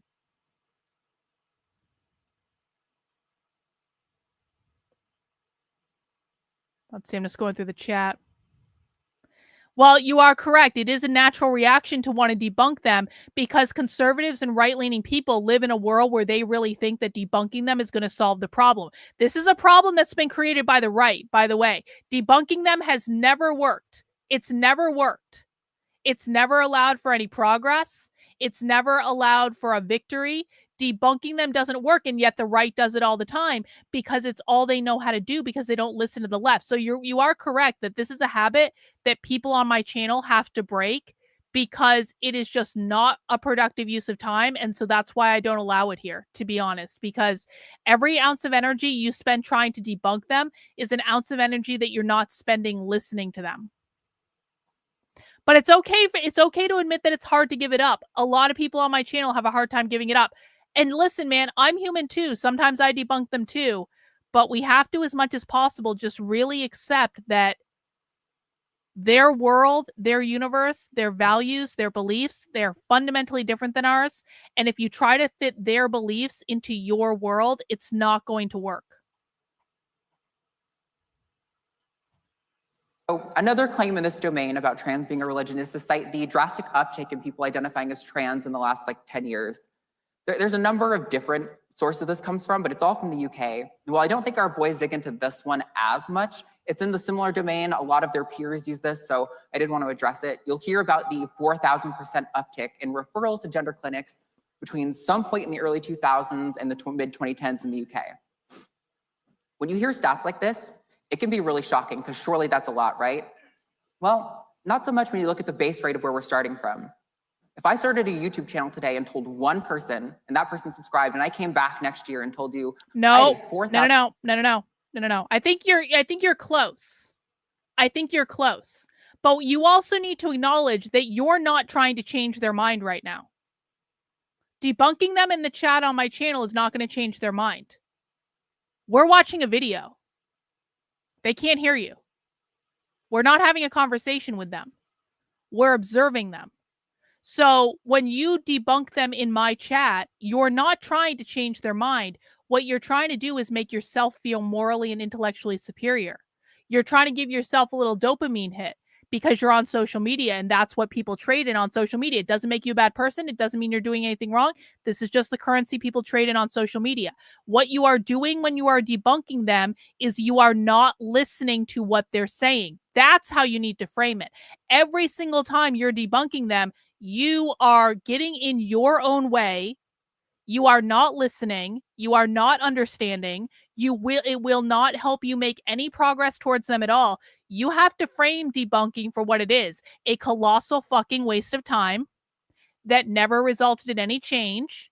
And when you say you're trying to change their mind, you're trying to say, oh, I'm trying to make change in the world. I'm trying to do something good, except you're not. What you're doing is akin to having a mess in one room and moving that mess to another room and saying, hey, I cleaned the house. No, you didn't. The mess is still fucking there. You just moved it from one room to another. That's what you're doing when you're debunking. You're getting in your own way of understanding what's going on. Look at it like that. 1,000% increase in subscribers over the year. You might be like, damn, she's really making moves. Until you saw that I had 41 subscribers. This 4,000% claim seems to be from about 50-ish in the pre-2010s to around 5,000 in the late 2010s. And bro, this is the last time I'm going to speak to you because you're still fighting. You are in my chat. You are debunking in my chat. There ain't nothing your debunk in my chat is going to do. This is reality right now. You're not somewhere else in the world. You're not at an event with them. You're not having a conversation with them. You're in my chat right now. So stop fucking rationalizing it. Stop. If you go out onto Twitter, well, I think biology matters. Who the fuck are you talking to? Who are you fucking talking to? Are you talking to them? They're not listening to you. You're not doing it for them. You're doing it for you. And until you make the decision that what you're doing is not working, has never worked, has never made any progress at all in any way, you are going to continue to get in your own way. No more arguing. I need you to stop talking and I need you to listen, because you've now gotten enough attention on this stream. And every time I give you attention because you're not fucking listening, that is a moment where we're not listening to them.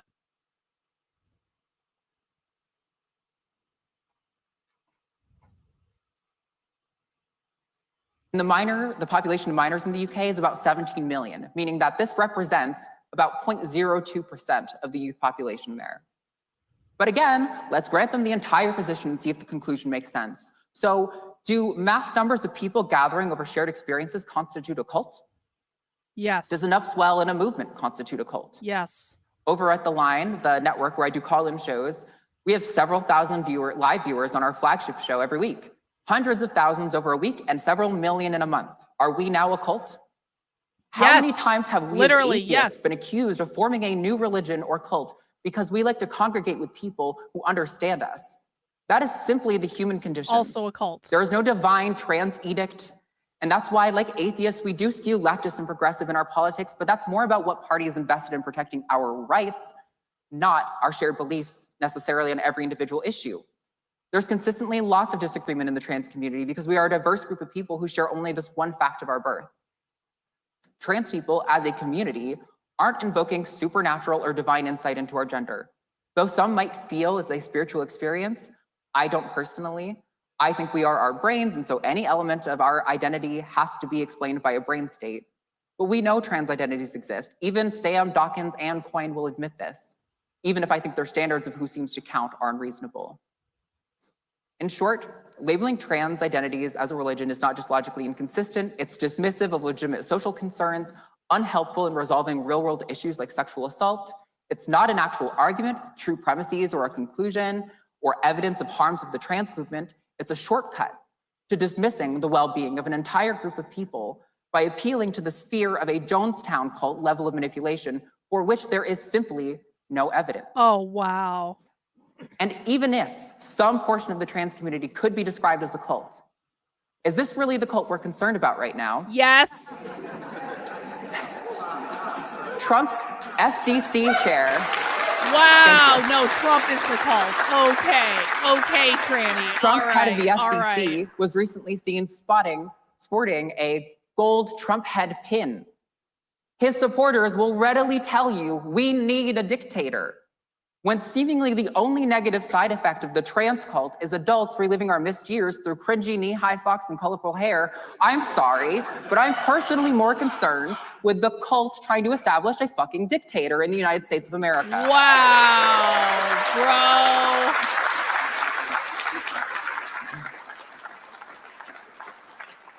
This section is about trans inclusion in sports and spaces. So all three, Dawkins, Harris, and Coyne, have firmly planted their flags on this hill. Sam says that Americans aren't really into seeing biological men punch women in the face at the Olympics. A claim loaded with language meant to evoke a very particular image, and one for which he has no good evidence. Oh the evidence for the claim that Aman God. Khalif is a transgender person is dubious at best, one coming from a Russian Didn't a trans person literally win a gold medal in Olympic boxing? He has no basis? Okay. boxing federation with a vested interest in preserving a record of one of their athletes. And the evidence to the contrary includes the woman who resigned in the fight saying it had nothing to do with her thinking that Khalif was a man. And Khalif Or was a Dawkins, man. who has discussed how our biological Literally sex causes us was. to tower over female competitors and break their swimming records. While it's true that males tend to be, on average, taller than females, I went through male puberty and I'm certainly taller than the average woman. That's not a universal truth. Furthermore, there is no evidence of an epidemic of breaking records. Leah Thomas, who he references, did win one race, but is most known for the one where she tied for 5th place with Riley Gaines, who is now flown around by the Heritage Foundation to tell people how her white innocence was taken by the evil man who destroyed her career and that transgenderism is a pedophile cult. I also have some of the swimming records of Leah Thomas here. You can see that in a number of these, she came in 8th, 4th, 5th, and a couple of first place races. Heaven forbid trans people win something. So continuing on, in 20 years of the Olympic Committee allowing trans athletes to compete, only one trans athlete, openly trans athlete, has ever qualified, and that was Laurel Hubbard at the Tokyo 2020 Olympics. But they don't talk about her because she didn't even win a medal. She didn't even qualify. She came in 11th place and had a few of her lifts disqualified because she did some sort of error. I don't know. I don't do sports, okay? I did want to touch on this claim and make you guys aware that it exists, but I did not have time to dig into the full depth of it. John Oliver recently did a great debunking on one of his specials. Go John Oliver. But this has to do with this notion that biological males have stolen over 900 medals from girls. Do you know why they can do debunking and we can't? Because they control everything. They're in the power position. If we were in the power position, we would be in a much better position to do debunking and have it actually be effective. They can have their debunking transmitted all over the media. They can have their debunking taught in colleges and universities. They can have their debunking taught in K through 12 schools. When we debunk, we're literally talking to ourselves. We aren't talking to anyone. We aren't talking to anyone who doesn't already agree with us. That's why it doesn't work. This is about learning what they believe so we can be smarter than them, so we can outmaneuver them, because this debunking bullshit is never going to amount to anything because we are not in the power position in the first place. The right likes to treat this, and this is especially true since Trump got elected, the right likes to treat this like we're on an even playing field with the left. Like it's basically even and it's 50-50 and we're like, but that's just not true. It's not true at all. We are not on an even playing field with the left. They have a century head start on us. They have decades and decades and decades and decades and decades of a head start. And most people don't even know how bad the problem is. Most people think that DEI is the problem. Guys, if you think that DEI is the problem, you need to stop listening to whatever conservative shill you're listening to, because DEI is nothing more than a very, very, very low level symptom of the problem. If you took DEI out of every school, every organization, every government entity right now, I'm not saying it would be a bad thing. I think it would be a really good thing. But if you removed DEI from public life entirely, it is still not going to solve the problem. And the reason it's not going to solve the problem is that DEI is nothing more than a low-level symptom of the problem. It's something that showed up as a result of the problem. It's like if you have a cold, you have a cough. You can take a cough drop for your cough and your cough will go away for a little while. It doesn't mean your cold's gone away. It doesn't mean the flu's gone away. It just means for a temporary moment you got rid of your cough because it is a symptom of the problem. It is not the actual problem. So really think about this. Millions and millions and millions and millions and millions of dollars. And basically all conservative airways, Chris Rufo, are dedicated to fighting the menace of DEI. It's not going to solve the problem. There is no universe in which it's going to solve the problem. And no one wants to face this because they don't want to actually look at what's really going on and all the things that have led to DEI being pervasive, because it's an easy win and it's a political win. And Chris Rufo gets to go on the news and talk about it and be the king of killing off DEI and like whatever. And he gets a lot of clout and he gets famous and he makes a lot of money. It's all about fame and money and clout and influence. And saying, I am working with the top people in the Trump administration to banish DEI. Congratulations, you just solved a problem that doesn't actually solve the actual problem. But you got to go on Fox News a couple times. Hope it was worth it. There's so many problems with this without even getting into the specific problems with the source of where they get this information from. You would have to ask yourself, how many medals is 900 medals of those that are given to people across the globe, across every sport throughout the year? Sounds like a lot, but again, when you're looking at the base rates, these things are actually not nearly as impressive as they want you to think. That's why they leave out the context. But moreover, taking over women's sports is such a ridiculous goal. To what end? True. For what actually. accolades? These people don't give a fuck about female athletes. I doubt any of that. I doubt any of them could name any of the top female athletes in any NCAA sport right now. Is it because we're going to get money?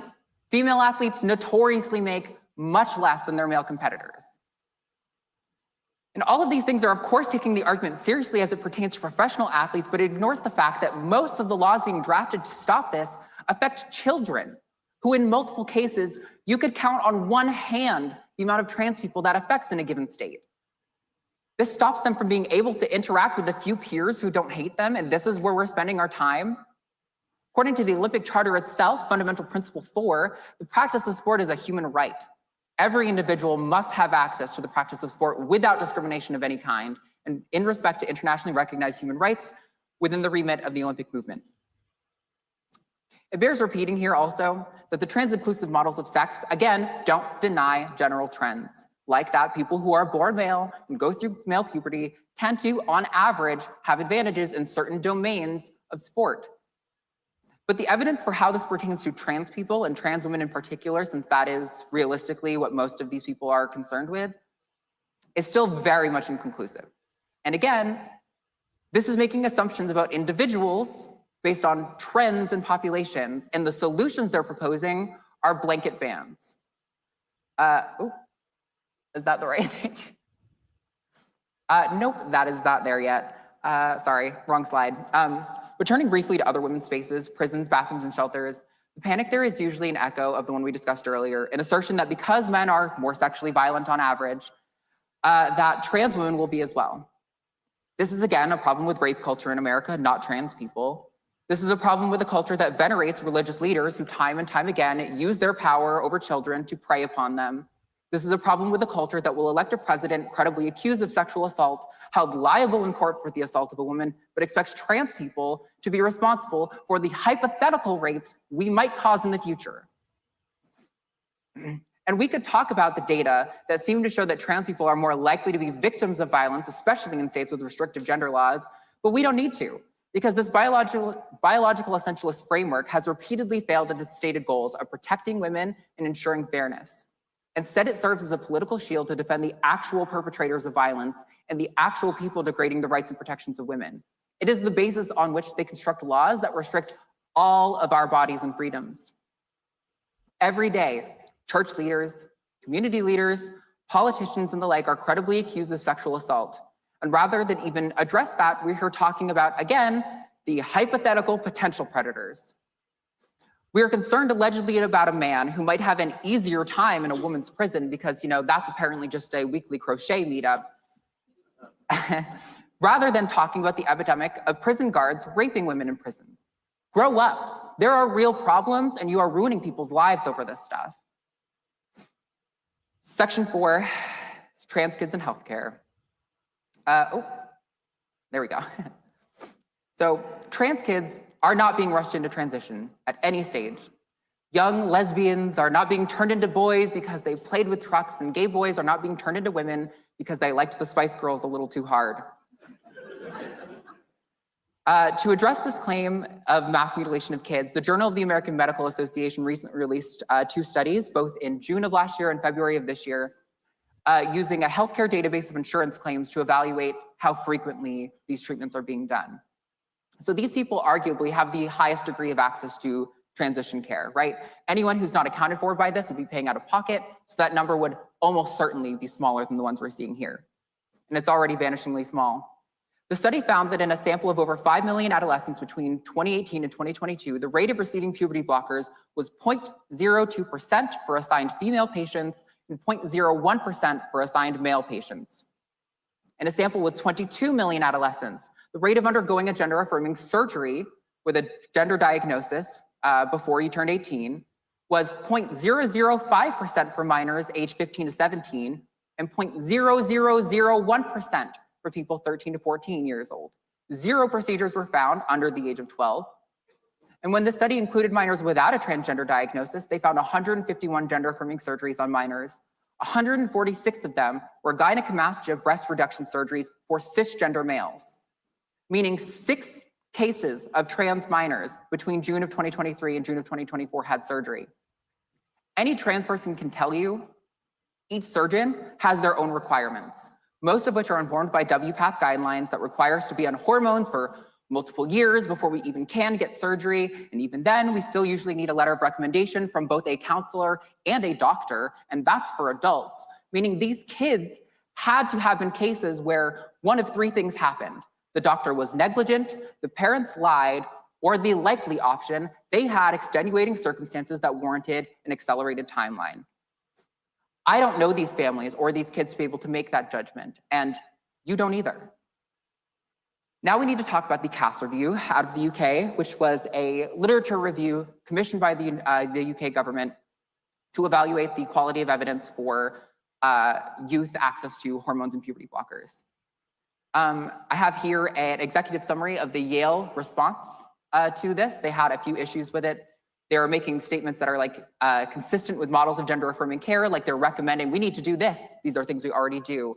They're failing to contextualize the evidence for gender affirming care based on other pediatric medicine. They also fail to use well-established guidelines for evaluating the quality of evidence for different studies.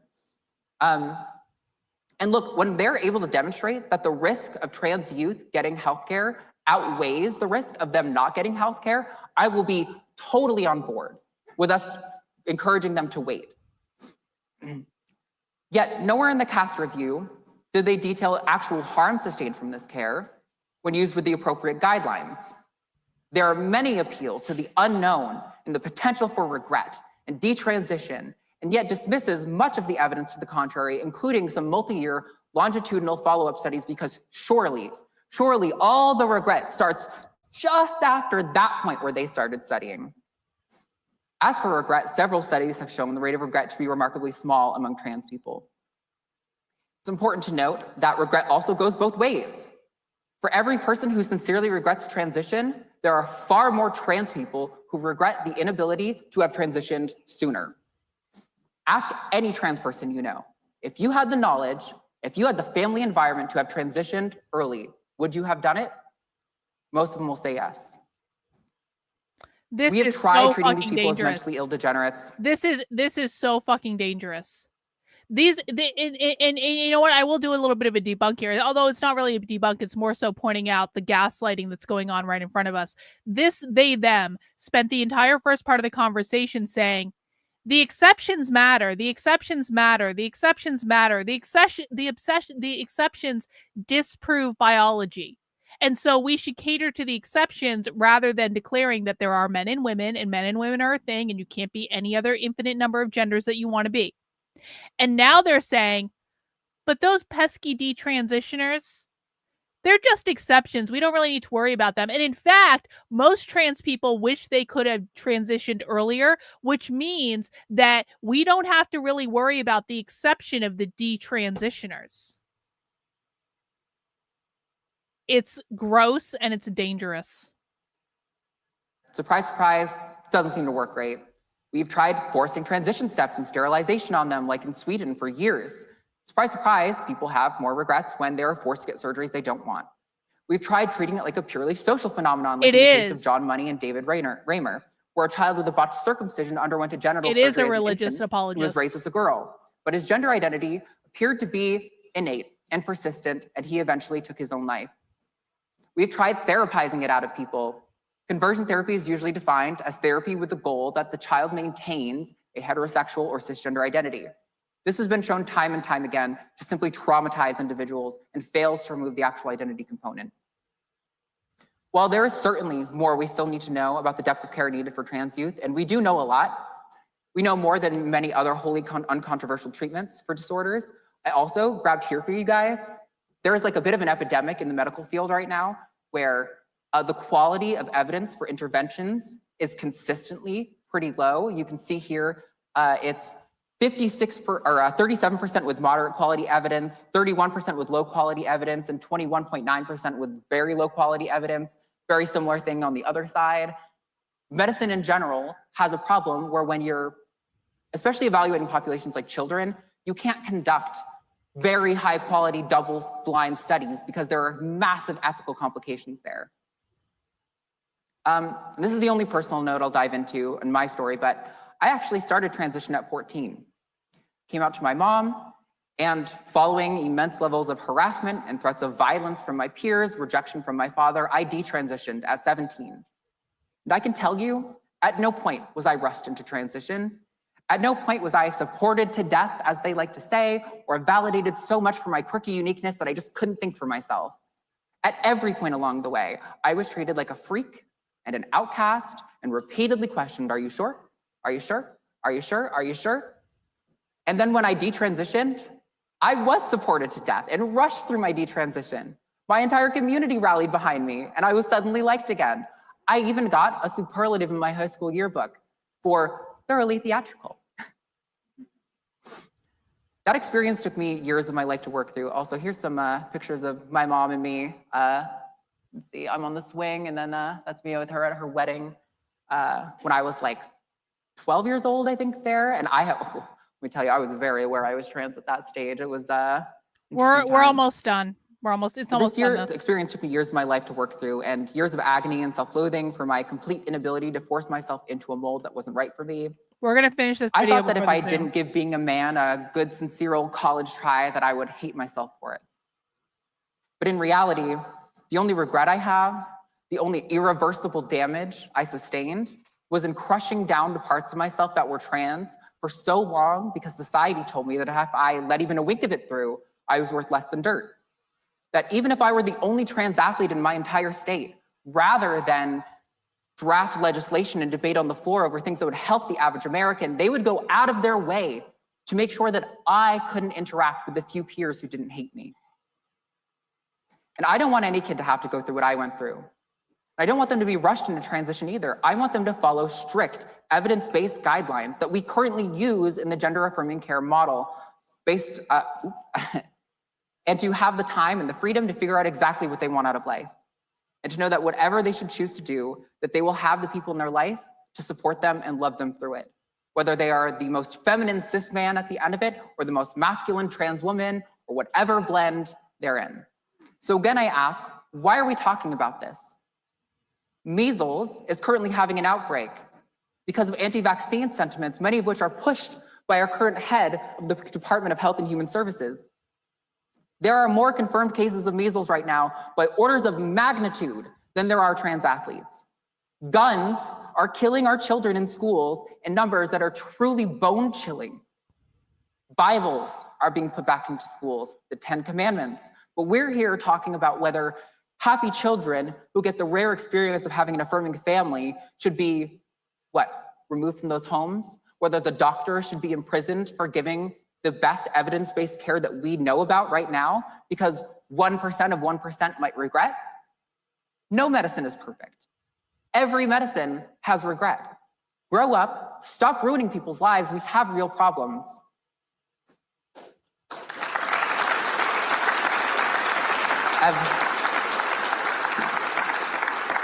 So I know some of that was a little information dense, and I appreciate you all sticking with me through it.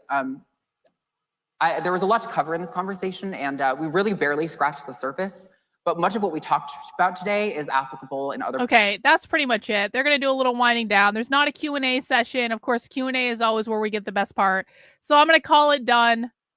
Kind of a typical presentation, but what I want people to notice about this is the core of this presentation is exactly the same as the male supremacism conference.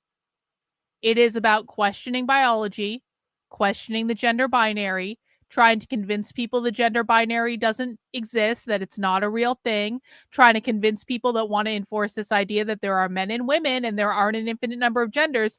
Like that is what they're doing here. That is what the goal is.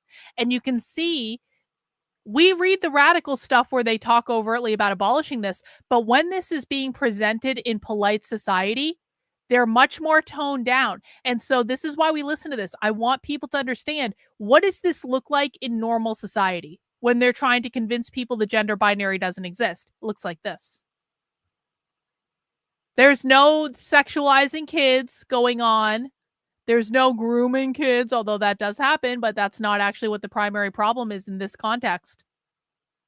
There's no Gnosticism. There's no nothing. It's actually a very even-keeled presentation that comes across as perfectly reasonable when you don't understand what you're looking at. All right? So I think this was a really nice way to spend a Monday, just like a really kind of like even-keeled presentation. We are going to be moving into the supporter call. Oh, hang on.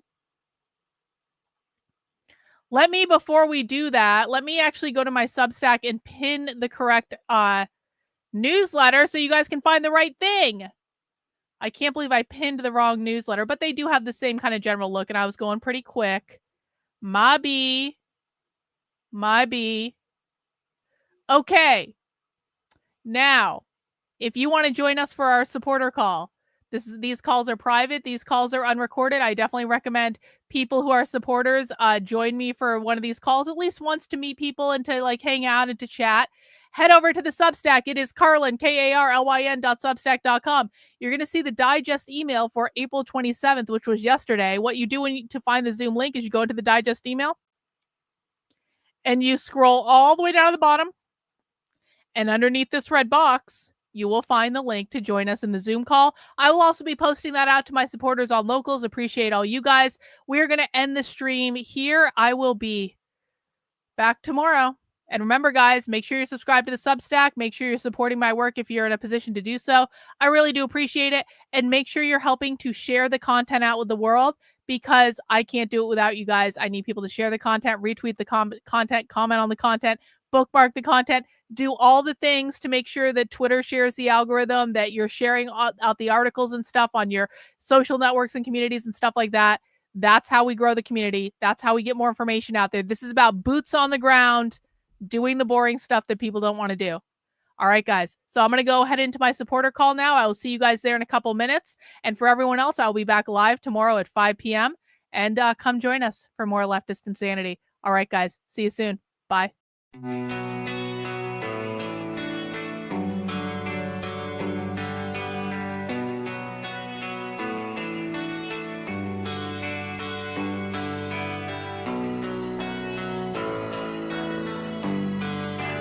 How are you feeling? How long have you been here? 3 months, May 17th. And what brought you? That's difficult to answer.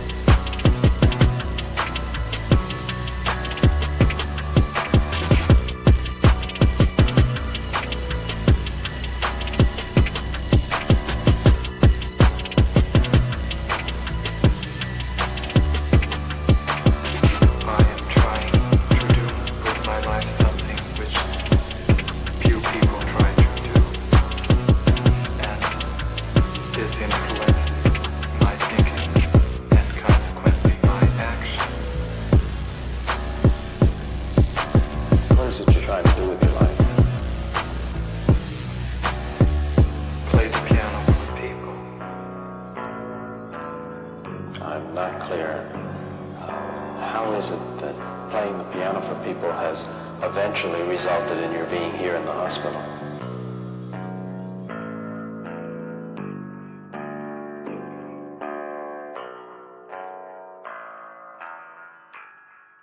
That's difficult to answer.